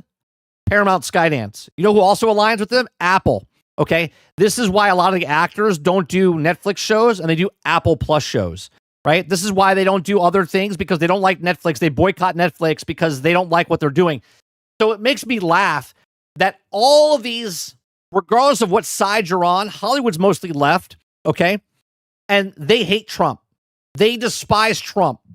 They could give two shits what happens to Trump. And yet, right now, they're like, please, Mr. Trump, you can't let this go through. What is it going to happen to the industry? But just last week, they're like, fuck you. We don't like you, right? And now they're on their knees begging to the man that they hate to stop this from going through because they don't want the Netflix deal going through because it would destroy Hollywood. On what Paramount does with Warner Brothers. I mean, we already saw that they announced Rush Hour 4 thanks to Trump suggesting it. And this isn't even about what political side you land on. I just want you to ask yourself, do you really want the government controlling your... No, I don't want the government controlling my media. At least outright, because they do it now anyway. Entertainment in Hollywood as much as they already do. So it's not... Exactly. They already do, but officially they don't. And I don't want it officially to be true. Not even that it's Trump. It could have been the other side as well. And I'd be just as hesitant because it's like, I just want my entertainment to be entertainment, y'all. Exactly. I just want my entertainment to be entertaining. So a lot of people then began rooting for Netflix, but now it's actually a reality, and reality is starting to set in. Let's start off with the first question on our minds that Netflix did answer. Does that now mean every Warner Brother movie that gets released in the future will now be a straight-to-streaming exclusive for Netflix? Doesn't look like it right now. Right, they've said, today Netflix announced the acquisition of Warner Brothers together to define the next century of storytelling, creating extraordinary entertainment, offering audiences everywhere. So here's another reason that a lot of people are upset with this, right? There was a law, I forget what the law was called, but it happened in the mid-40s, 1940s, okay? So about 80 years ago, okay? About 80 years ago, there was a rule put in where studios couldn't own the theater. Okay, studios couldn't own the theater. Well, this is not owning a theater, but this is a streaming service that owns the studios now that makes the actual stuff, which is outside of their own sources. And now they control what goes in the theaters and what doesn't go in the theaters. And so much so that Netflix, remember, was in talks, last year, that they were going to start buying movie theaters up because that law left. Okay. So this is why people are upset, because now Paramount and MGM, they can all purchase movie theater chains if they wanted to, and then use that as their source of where you can see the movies. Exclusivity, right? Out a statement kind of giving the gist and an idea of their plans with Warner Brothers right now, and they say they are still committed to the theatrical. Yeah, but for how long? Let's be honest. You guys know I love the theater. But Netflix right now is saying, yeah, we're not taking anything away from you. We're still going to theaters. Yeah, but for how long? Release. In fact, reports are saying that they're going to keep David Zaslav as CEO and that they would run Warner Brothers separately. Krebsy says WB has deals with theaters to go into 2029.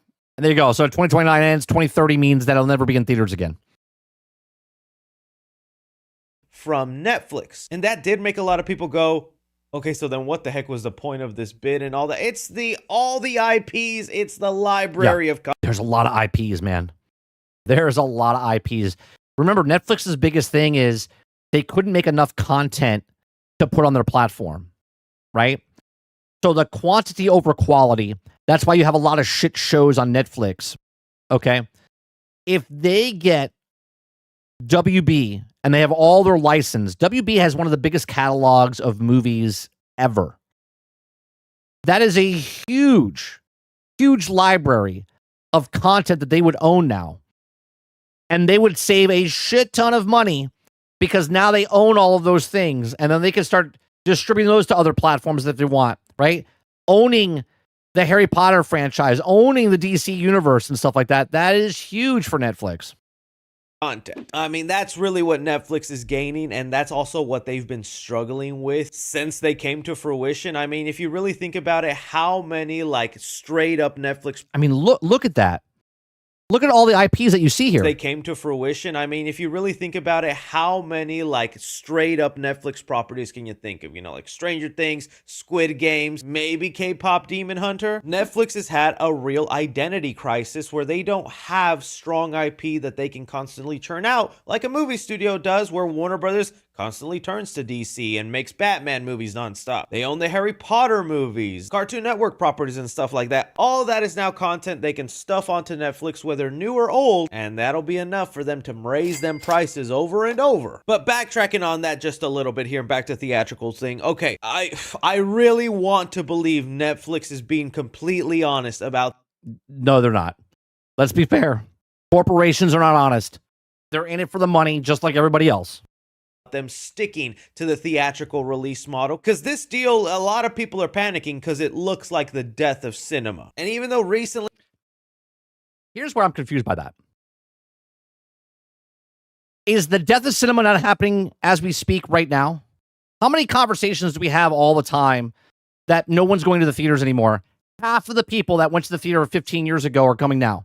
A movie that came out 15 years ago, okay, that the budget was half of what the budget is today and made triple the amount of money, now double the amount of money and half of the amount of people going to the theater. And people are like, oh, this is the death of cinema now because Netflix is buying WB. I'm sorry, but the death of cinema has been happening for the last, 7 years.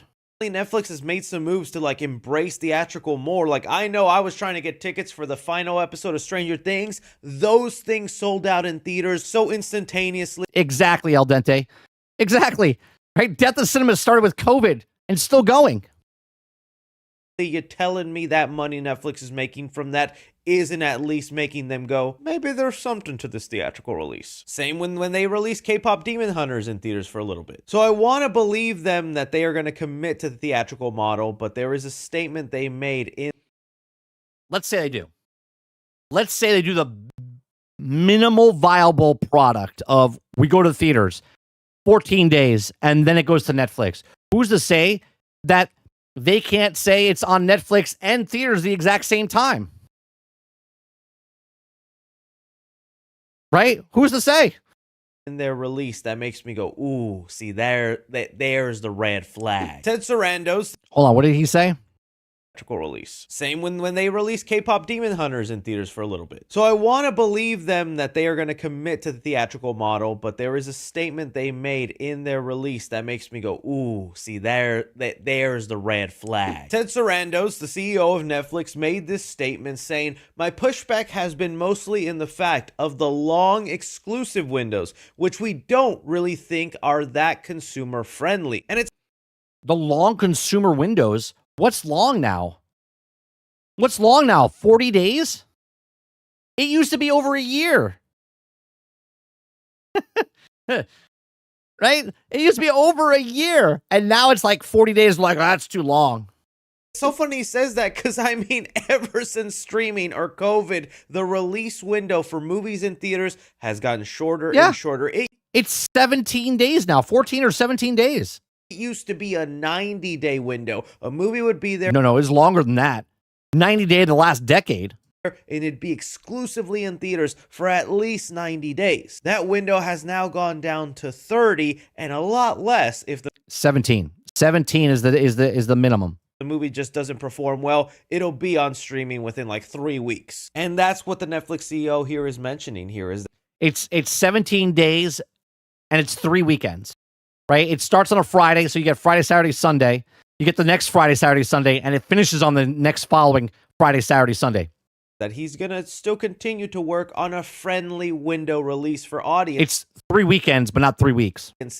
Which could mean we could see a future where, yeah, Warner Brother movies still go to theaters, but they're there for like 2 weekends, and if you didn't see it, well, But that's what's happening now.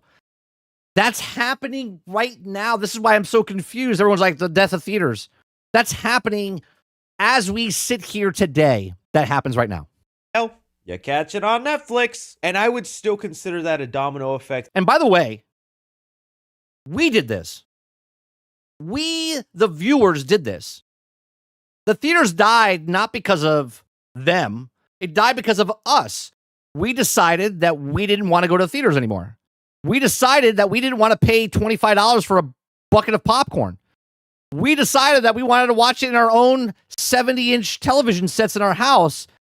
So now people are complaining that they don't want to do this, but they didn't want to go to the theaters to begin with in the last 6 years. That would lead to really hurting movie theaters. I'm sure there's still going to be a case-by-case basis, like if one movie performs so well, then they'd continue just holding it into theaters, but I can't blame them for the movies that absolutely flop. Nobody is watching, they're wasting theater space, and it's like, well, might as well just put it on streaming now. But it's still a slippery slope to get into. I even want to bring up something James Cameron has lately been saying about Netflix, where he doesn't think Netflix movies should be considered for Oscar potential. He said exactly, he says Netflix buying Warner Brothers would be a disaster, and it's a sucker bait to think they will commit to full theatrical release. We will put the movie out for a week. We will qualify for the Academy Awards. Minimal viable product. Netflix will put it out for a week and just up for Academy Awards. I think that's fundamentally rotten at its core. The Oscars mean nothing to me if they don't mean theatrical. Netflix should be allowed to compete if they put out a movie for a meaningful release in 2,000 theaters for a month. And honestly, I'm kind of agreeing. I think it should be in. I personally think it should be in the theaters for longer. I want to go back to 90 days.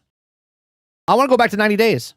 My son the other day, he actually said something. Zootopia just came out, right? Zootopia just came out. And I said, hey, we're going to go to the theaters to watch it. He goes, no, I want to watch it at home. He thinks it's already out. It's not out yet. I go, no, we have to go to the theater to watch it. He goes, no, I'll just wait for it to come on. I'm like, yeah, but it's not going to come out until after the year. We have a tradition that we do every New Year's that we watch multiple films, right? We usually go to the theaters to watch 2 and then we come home to watch 1, okay? And he wants to watch that one at home. I'm like, it's not out. So he wants to watch it, but it's not out. But he doesn't want to go to the theater because he wants to watch it at home, right? Do you see what's happening? The kids are already conditioned. They think that a movie comes out, it's instantaneously out on streaming services. Here with what James Cameron said, there is a rule in the Oscars where as long as you release a movie in theaters for 1 week in either New York and LA, only those 2 markets, then you qualify for the Oscars. And Netflix has abused that rule a lot. If the Academy wants to say, first of all, the rule is the rule. The rule is that you have to do exactly what he just said. Okay? Now people are upset what the rule is in Hollywood. You see what happens to Hollywood? They're upset that the rule was set that you have to have it in this theater and that theater, and you have to have it in there for 1 week. Okay? They've done this with independent movies all across the board that you've never heard of, but yet when the Oscars happen, they're like, oh, this movie's out, and you're like, I've never even heard of that movie. That's because it was in limited run, only in LA, only in New York. It's okay for them. But now Netflix, which is using the rule to put movies out in the LA or New York for 1 week to get nominated or looked at for the Oscars, now it's bad. Do you see how this is good for one, but not the other? Do you see how bad Hollywood is? right? You're okay to make an independent movie, put it in one theater for one weekend, for 1 week, okay? And you could qualify and become the for the Oscars, but now Netflix does it, and they're like, Dad, they're abusing it. What the fuck are we talking about? Movie theaters and keep theaters running. I think a rule like this, the movie must have a wider release for a longer time. I think that's the way to go. But then it's a double-edged sword, because then you think about the indie movies with barely a budget, barely trying to get by, who can only afford to be in a couple of markets. Well, then they're going to get hurt by that change. So everything gets affected. I don't have the answers, okay? I'm not Mr. Hollywood. I'm a guy yelling in a spare room in his house. It's a big room, too. You trying to convince you I'm smart enough to know about this Netflix Warner Brothers deal. All right, let's just be honest with each other. I'm gonna be honest. If we look at the streaming side of things, well, one big benefit I was just talking about is the library of movies and things Netflix is about to acquire. Does that now mean HBO Max is going to poof away and merge with Netflix? In their statement, they're saying that they still want to keep HBO separate, but some titles that appear on. Okay, Netflix, hold on a second now. You want to keep HBO separate because you want 2 subscription services for one company now, right? So now you want to charge people for HBO Max and put certain movies over there, but then you want people to have Netflix and get people to pay for over there.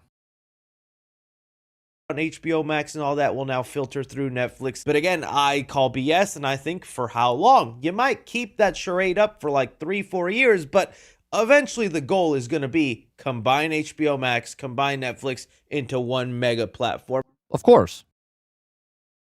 Which I think is better, but at the same time, they want double the price. They want, if they could charge $20 a month for HBO and $20 a month for Netflix, people would do that instead of paying $40 for just Netflix. You see what I'm saying? Maybe you can do the thing Disney Plus does, where they now have a little Hulu tab. The HBO name is still a brand name, and it means something to people, but Netflix doesn't really have like a tab dedicated to stuff like that. It's just spread out through movies, TVs, or genres. It would be interesting to see Netflix have an HBO tab. But being a nerd myself, and the thing I know a lot of y'all want to ask me about is the whole DC side of things. It is rather interesting. Well, if we're believing the reports that Warner Brothers is going to... Yeah, but how much do they charge for HBO Max? El Dente, what's that price?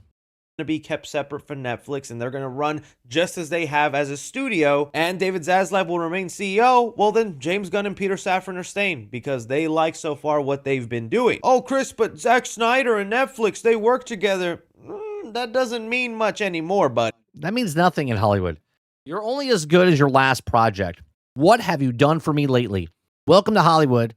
That's what it is. What have you done for me lately? It doesn't matter if you made the greatest movie of all time. If your next picture is not the better movie that you made the last time, then you suck and we don't talk to you anymore. That is Hollywood.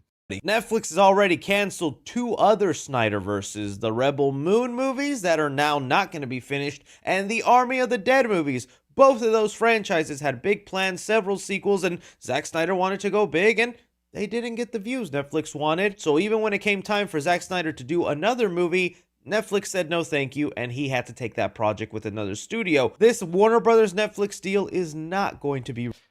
That's because Zack Snyder, your movies suck. Has nothing to do with Netflix. Zack Snyder, your films sucked. Both of those franchises that you created blow ass, and that's why they sucked. Nobody watched them. They wouldn't even make the theater. If you put them in theaters, it would make absolutely no money. Restoring the Snyderverse, because I don't see why Netflix would want to try a third time with Zack Snyder when they just canceled 2 of his other universes. But you know what? I'm not gonna lie to you. There's still always that 1% chance where I'm like, I can't doubt the Snyder fans. They still made that movie happen, and it was always under crazy circumstances like this that I never saw coming. Netflix buying Warner Brothers. But I'm still believing wholeheartedly they have no plans for the Snyderverse, and if you at all think that this entire deal is just to restore the Snyderverse, seek help. Please. If anything, this... Wait, what did he say there? Sorry, I missed what he said. Believing wholeheartely they have no plans for the Snyderverse, and if you at all think that this entire deal is just to restore the Snyderverse, seek help. Yeah, no, they're not making the Snyderverse for Netflix. Please. If anything, this just means now we're going to get an abundance of DC content, because you want to talk about Netflix desperately needing some sort of IP or some sort of recognizable brand that's associated with them?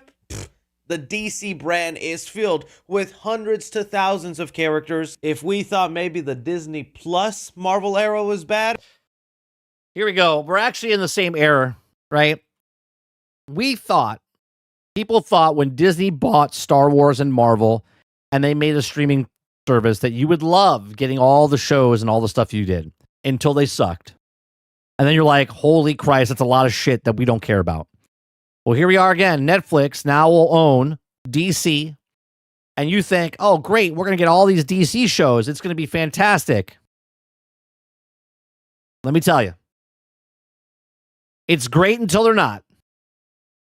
when this deal gets finalized and everything settles, we might be seeing way more DC TV shows than movies. Because at the end of the day, basically, it'll be the WB, right?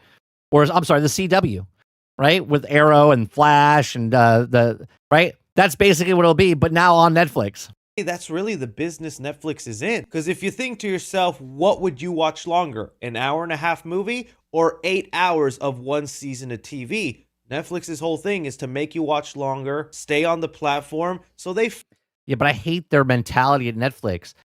They streaming services don't make any sense to me as far as like season 2 is like 4 years later. Like, what the fuck are we talking about? favor more shows over movies, and that could be the future for DC. If we want to look at some other negatives that people are... CW with more budget, you understand that CW never made any money, right? The entire time CW existed, they never made a profit. You think they're going to give them more money? They ain't giving them more money. Are really discussing, and one of the reasons this deal might not go through. I mean, we've already had a senator make a comment about it. Elizabeth Warren calls Netflix Warner Brothers deal a nightmare. Warns for higher subscription prices and fewer choices. Warren of Massachusetts. She's just mad because she's retiring soon. Saying here, this deal looks like an anti-monopoly nightmare. The senator said in a statement Friday, a Netflix Warner Brothers would create one massive media giant with control of close to half the streaming market, threatening to force... What would happen if Paramount bought it? What would happen if Paramount bought it? It's the exact same thing. It would be another massive media giant. Americans into higher subscription prices and fewer choices over what and you don't sell it to any of these guys. You have to go third party private investor. Let Elon Musk buy it. How they watch while putting American workers at, and he only puts it on Twitter. All of WB's franchises just go on Twitter. risk. Because look, I also get on the other side of that. If you're not a big movie nerd and you just think about your coworker who's living their regular lives and doesn't know much about movies, because hey, we are in our little movie bubble, to them they might see Warner Bros. And Netflix getting together as a great thing. They're like, oh good, now I don't really have to go to the movie theaters for another studio. It'll just be there on my comfy couch. I don't mind if they charge me $2 or $3 more. At least then I don't have to go $2 or $3 more. In what world is that? We're going, as you guys said in chat, we're going $40-$50 to a sticky movie theater, purchase expensive popcorn, deal with large crowds and annoying people. To them, it seems favorable, but it is dangerous because like they're saying, they would own half the market. With that, they would have so much power and raise prices. There could be a future where we're honestly paying $80 for Netflix. And here's the thing. Guess what? Don't buy it. Don't buy it. There is we say it in video games all the time. There is so many movies out there.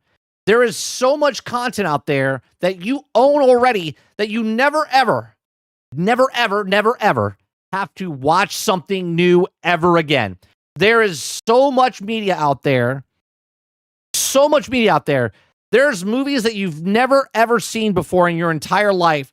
You could watch a new movie every day of your life for the rest of your life without purchasing or seeing a brand new movie. You have movies from the 1940s all the way to 2025. You do not need to pay for anything new ever again. Which you laugh now, but it's not going to be so funny in like 5 years when we're close to that price. They also mentioned the risk of fewer workers. Now that it's just one company running things and not multiple, well, there are going to be fewer movies and fewer TV shows made because they can only focus on so many things at once. And when fewer things are made, fewer people get hired, fewer people get... He's talking like Netflix only has employees that only work on Netflix stuff. The people in the industry, myself, freelancers, work on projects. We don't care if you work for Netflix, Warner Brothers, Disney. We work on things that pay us. It's not like Netflix is like, oh, we only have 3 camera operators. We can't make any more films. Jobs, and that has a domino effect on the economy. I don't know, man. There's so many questions up in the air about what's going on. I just hope Netflix realizes movie theaters and streaming should be a symbiotic relationship. I don't think they should rival each other, or that Netflix should be trying to kill the other one the same way they did Blockbuster, which kind of crazy how much Netflix has gone since them Blockbuster days, RIP. Because studies have proven movies that go to theaters and then eventually on streaming perform way better. People tend to watch them more, and that's only a benefit for their platform. You eliminate that movie theater model or that premium feel that it's like, oh, a movie that I could only watch if I went outside my house is now available kind of for free at the comfort of my home. I say, it's not kind of free, and you're making 1/4 less money on a streaming service than you would if 4 people went to the theater to watch the movie.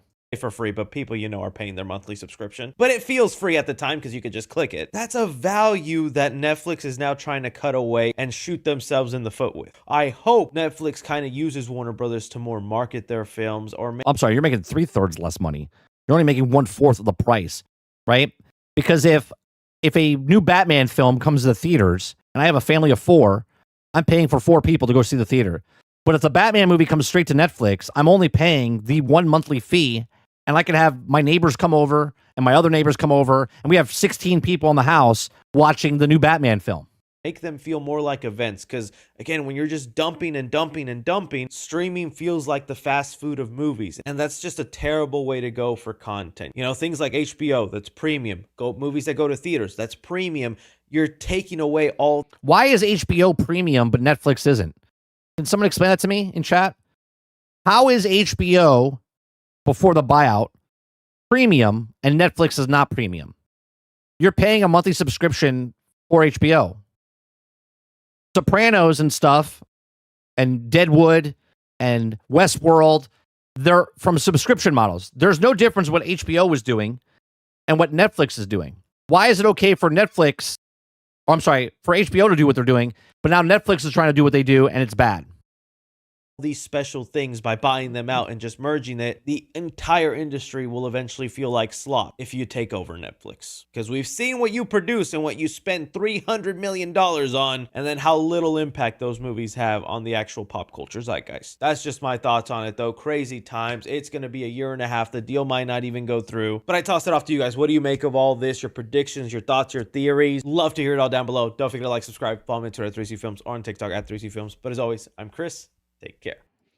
All right, we've actually never watched any of his stuff before. Let me go back because the hell that just happened. I didn't mean to click on the next thing. It is now official. Let me grab his link and throw that in the description down below.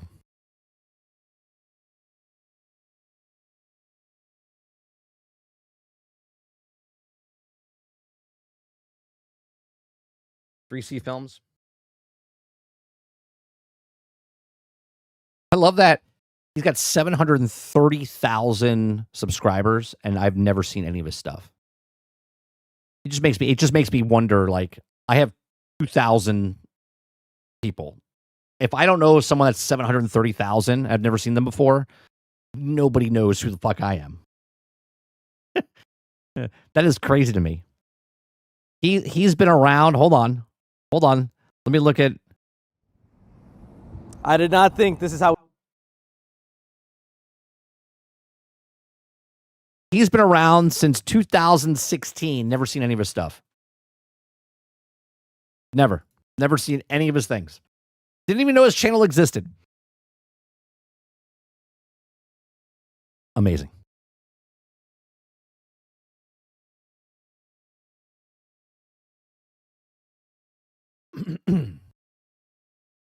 They're like self-publishing, smaller production companies maybe have a chance, or no, because they're only greenlit known production companies. No, production companies, there's tens of thousands of them. See, like I can have 30 NSG Productions come up with something and then pitch it to somebody and then they get it made. Right? There's a whole bunch of production companies that make stuff that are not the big publishers or the big guys like WB or everything, right? There's tens of thousands of production companies. Then for distributors, there's only 5, okay, that you have to pitch it to and stuff like that. Okay, what's good about having your own production company making something and having a thing like YouTube or putting it on Vimeo or putting it into actual theaters on a small run, then WB, then Netflix, then everyone can come up and go, I liked your movie. I would like to, get the rights to put it on my streaming service or the rights to put it on whatever, right?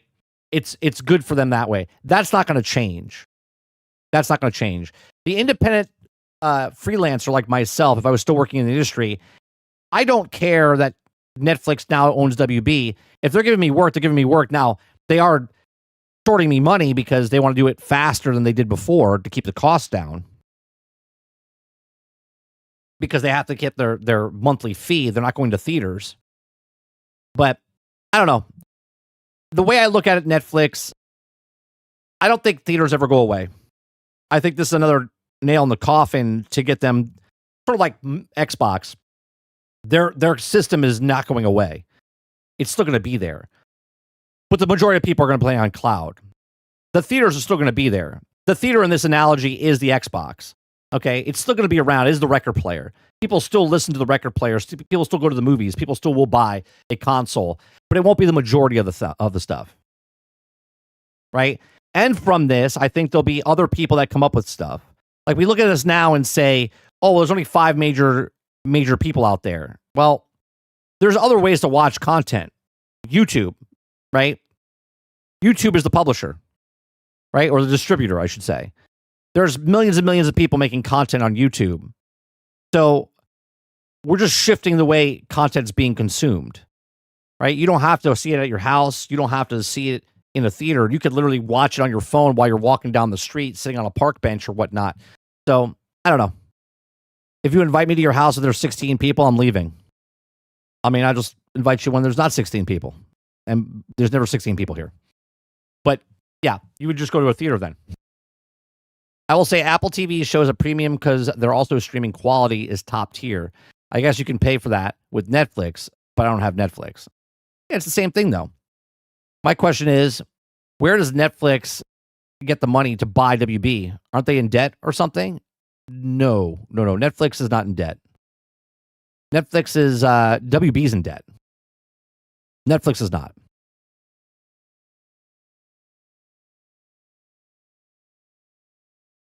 I've never seen the dude's content, but the moment he said he rubbed his feet at night, I knew I wasn't going to follow him. Nobody knows who I am 30 at Christmas and on YouTube. Just kidding. It's called micro fame. I don't give a shit about fame. It's just funny to me. I just look at it and go 730,000 or it could be 5 million. You'd be like, I've never heard of that person. It's just crazy to me. A clip says every once in a while his reviews pop up for me. I've never seen them. I literally typed in Netflix and that's the first thing, like one of the first videos that popped up. Just like games, it seems more content will not help as the consumer checks out into something new. Right? Well, that's another thing. There's only a certain amount of time, regardless for games, for reading, for movie watching, for television shows. So it doesn't matter how much Netflix produces if it's quantity over quality. Right? Because you're not going to have enough time to watch the shitty stuff. People watch it, and when the buzz starts to go, then people start to watch that as well, right? Like, if you guys have never seen Murders in the Building, okay, which is on Hulu, it's a good show. If you watch season 1, they're on season 5 now. Most people don't even know that show exists, right? But it's a good show. So now that I said it's a good show, you might go watch that show. And then down the road, like, for instance, Suits, okay? Wolf, thank you very much. Right? If you watch Suits, I watched Suits when it was on USA or TNT. I forget what the fuck. I think it was on USA. Okay, years ago. But for some reason now, people are watching Suits on Netflix, and it's the number 1 show over there. It's like 12 years later. It's crazy, right? First Loser, thank you very much for the 5 gifted tier 1 subs over on Twitch. Appreciate you very much. I was like, why is that happening right now? Thank you very much, First. Appreciate you, man.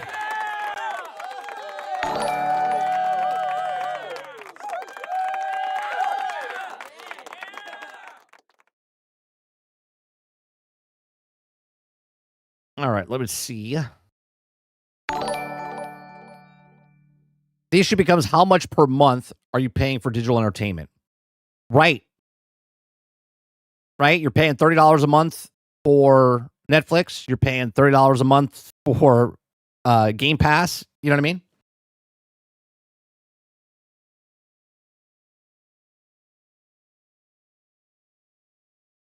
And you got to renew for a season 6. Right. You got to renew for season 6 for Hulu.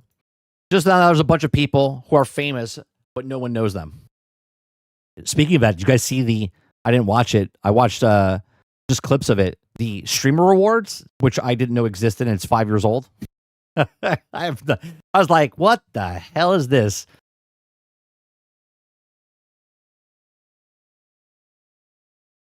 He says, welcome to the new subs. Can't believe it's been over 2 years. 30 must be rich. Oh yeah. I'm rolling in cash. All tens of dollars. Supposedly, though, Only Murders season 6 is in Paris. Good show. And I think he just ruined season 5 for me because I wasn't done with it yet. I don't know if that's true. Yeah. Now it's time to talk shit on Disney. It's just the number of game for them. They may put 20 shows out there that have 3 of them they basically pay for the others. Oh yeah, what's the exact same thing, Roic? It's the exact same thing for films, right? Again, Disney could lose their ass on 9 films, right? Or 8 films. All of a sudden, Zootopia comes out, and that's a big winner for them. Well, guess what? Avatar is the last one to come out for Disney, which is Fox, but they own them. So that's going to be a huge success. So if the other 8 movies lost money, Zootopia is now positive, and that's the big blockbuster. But now they have Avatar coming out. That makes up for all the other shit projects they had this year. Right? Same thing with Netflix. For every 10, 15 pieces of shit shows out there, you have a Stranger Thing. You have a Squid Game. You have K-pop. Eclipse says, I have a VPN. I pay $60 a year for that. That's how much I pay for digital entertainment a month.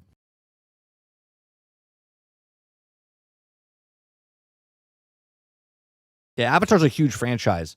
That's another weird franchise. They make $2 billion every single movie, but yet, for some reason, you don't see people running around like cosplaying, or there's nothing else going on. You know what I mean? Like, you would think it was like as much money as the Avatar makes, you would think it would be huge, like Harry Potter, Star Wars, Star Trek, Doctor Who. No, Lord of the Rings. Just like Avatar's big, but nobody knows why.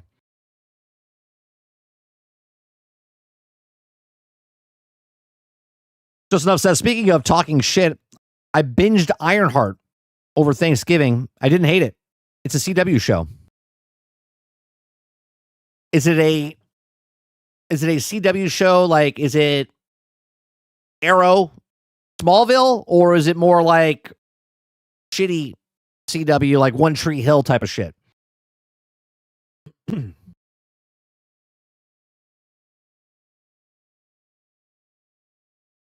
I saw like 4 dudes dressed as a blue rabbits as a sci-fi fiction. I'm actually surprised I recently watched the second Avatar movie. I liked it more than the first. The same story, Eclipse. It was literally the exact same story.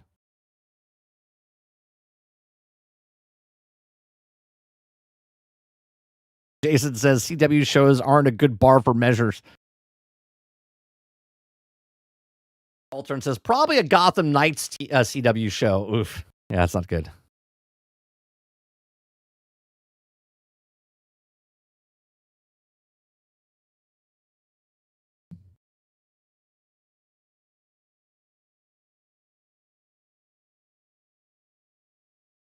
Sorry, there's stuff happening over on Twitch side. All these like freaking banners and stuff are happening over here. I'm like, what's happening over here? I like the first 2 seasons. Yeah, the first 2 seasons were good for Flash, and then it kind of went down.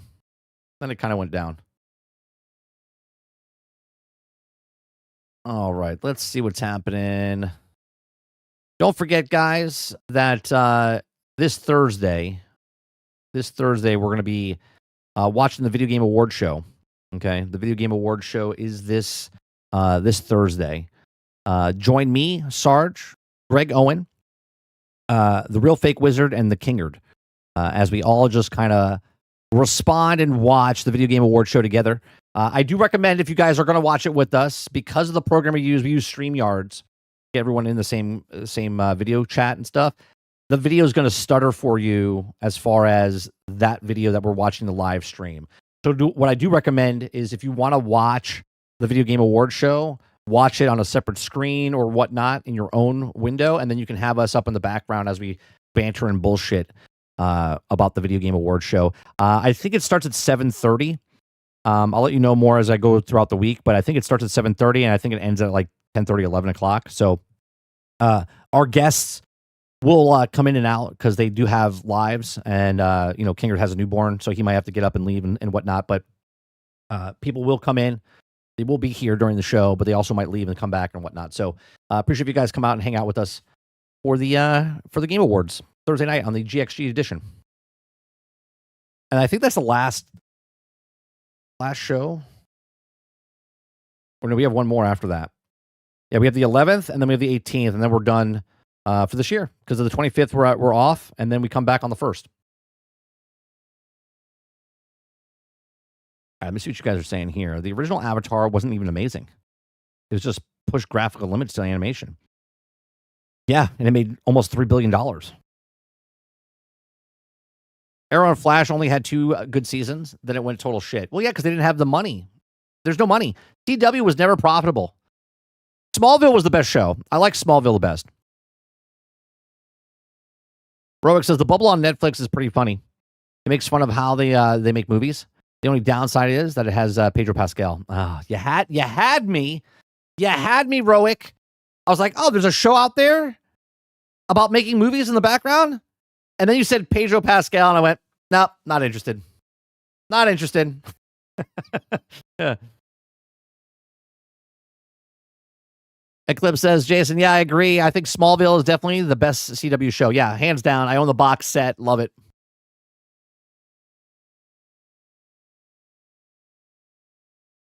Yeah. For a second, I read it. I was like, in real time, this is what I read, right? I was like, the bubble on Netflix is pretty funny. I was like, oh, what's that? It makes fun of how they make movies. I was like, oh, cool. I love stuff like that. And then the only downside, it has Pedro Pascal. I went, oh, well, there goes that. That was my thought process the entire time. Real time as I went through. Sadly, yeah, it made $2 billion when it didn't deserve it. The movie's version of Mind's Eye. I don't know. I mean, I'm very biased on this, Aku. I don't think the movie is like amazing as far as a movie goes. It's a movie we've been told 1,000 times a story. But from a technical side, on the movie side, it was fucking amazing how they did Avatar, right? And when I went there, I've told the story before. When I went to go see Avatar for the first time and sat there, I went by myself. I put the 3D glasses on.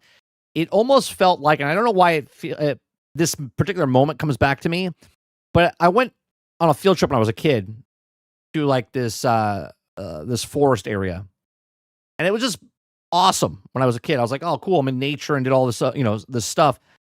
And when I went to go see Avatar for the very first time in theaters and put those glasses on, the ambient of the particles falling and everything else, it wasn't a great movie as far as the story, but man, was I fucking blown away about the 3D technology and the way the cameras were being used, how they have 2 cameras next to each other and how they move like your eyes and stuff, and the grid and how he used the technical of the camera digitally.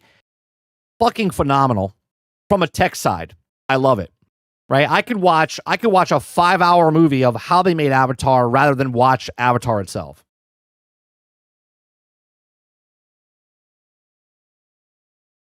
Altern says 30 is Pedro Pascal coming to stream this Thursday since he's everywhere. I'll be honest, Altern, I would be open up if Pedro Pascal wanted to talk to me and I could just talk to him like a normal person without trying to, stroke his ego and ask him about, a bunch of stuff. I would have no problem talking to the man, but I don't want to watch his stuff. I'm just tired of seeing his face. Feels Good says, who's worse, Chris Pratt or Pedro Pascal? Worse, Pedro Pascal.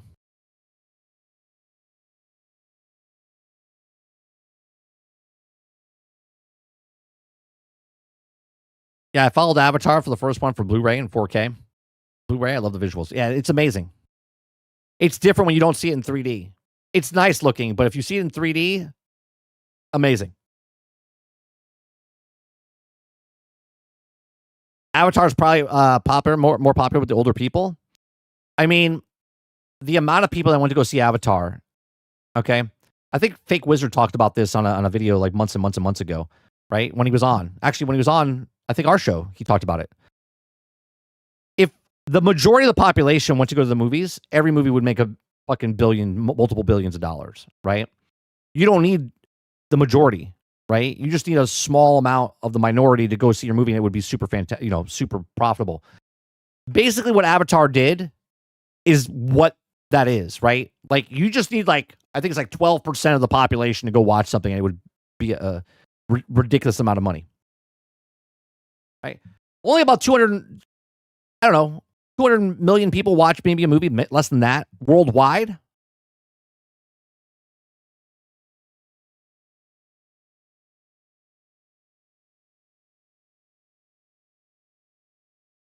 Altern says, let's ask Kinger to put his Pedro Pascal shirt on Thursday. Oh, does he have a Pedro Pascal shirt? That'd be great if he put it on. Maybe I'll write to him and say, you've been requested to put your Pedro Pascal shirt on Thursday.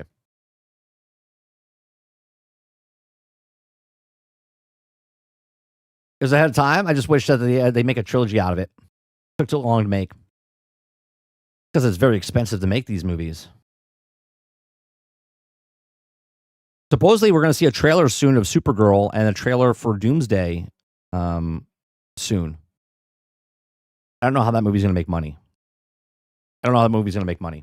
Doomsday is going to be so expensive. I don't know how they make money. They have to kill off 90% of the people in that film. They had to give them their day rate and then murder them.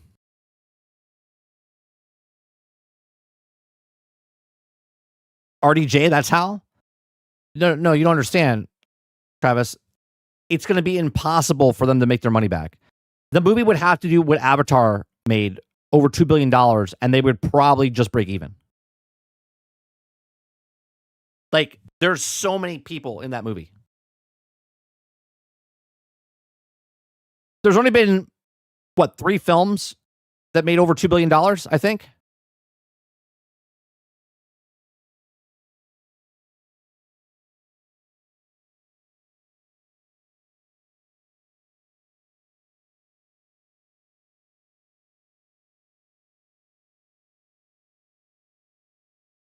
Avatar 2. Okay, there's 7. There's 7. Okay, we have Avatar, Avengers Endgame 2.7. Okay, if the last one, if Doomsday makes 2.7, okay, 2.7, then they probably make 400 million, right? This budget's got to be ridiculous, right? Avatar 2.3, Titanic 2.2, Niza 2. I don't know what that is. Star Wars Force Awakens 2, Avengers Infinity War 2, and then Spider-Man just shy. So you got 7 films over 2 billion. 3 of them are James Cameron. We're about to have our 8th one because I think Avatar 3 will probably break 2 billion.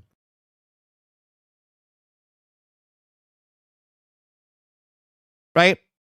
So Avengers might make it, but you know what? Avengers Endgame and Infinity War are in a completely different space than what the Marvel franchise is today.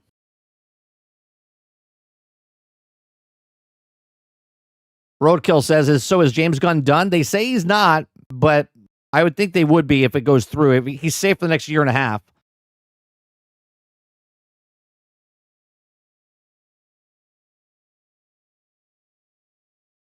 Mr. Z says, plus the actors' contract have to have been written up when the Marvels was flying high with spending money. Sure, but if you remember, Chris Hemsworth was making $500,000 for the first Thor, but by the end of Avengers Endgame, I think he was making $20 million. I don't think it's going much lower than that.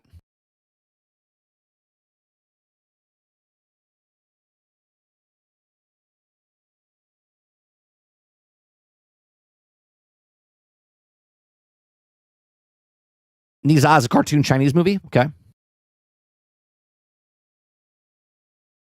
The rest of the cast will appear in 2 seconds. It will be presenting them in others and then being dead. They're like, hey, I'm dead. They don't even get a line.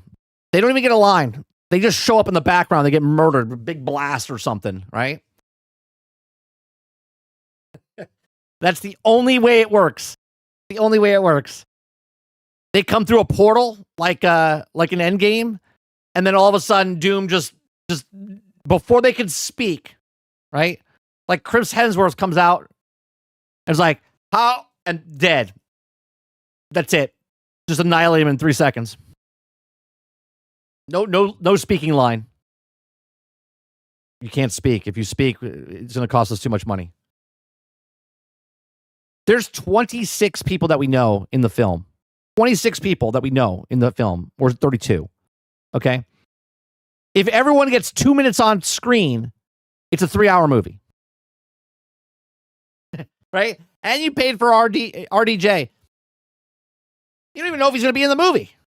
The first movie. He could be like the last tail end of the movie to lead to the sequel. You have no idea.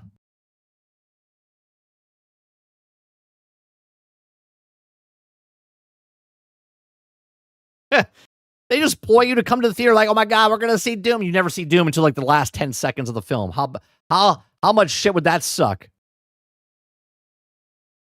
Yeah. That would be interesting. All right. Elden says Doom is going to show up, make a comment of you should call back up, but these people won't be able to make it. And portals show up and show them all dying. Yeah, but I could see it. I could see it happening. He'll appear at the end and say, I am Doom, and the movie end credits roll. No end credit scene. That's it. Now you got to wait 2 more years for that to happen.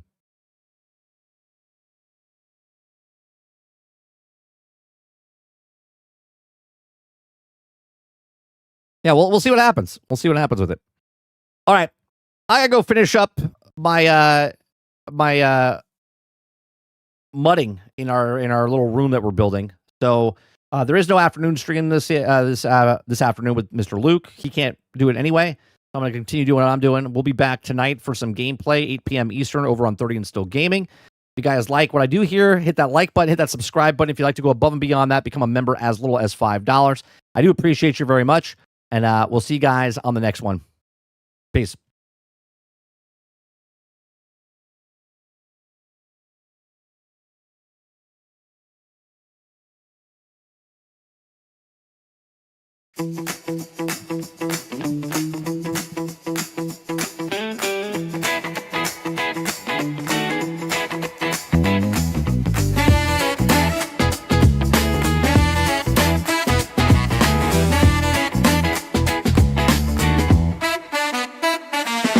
Dashing through the quest on my favorite RPG.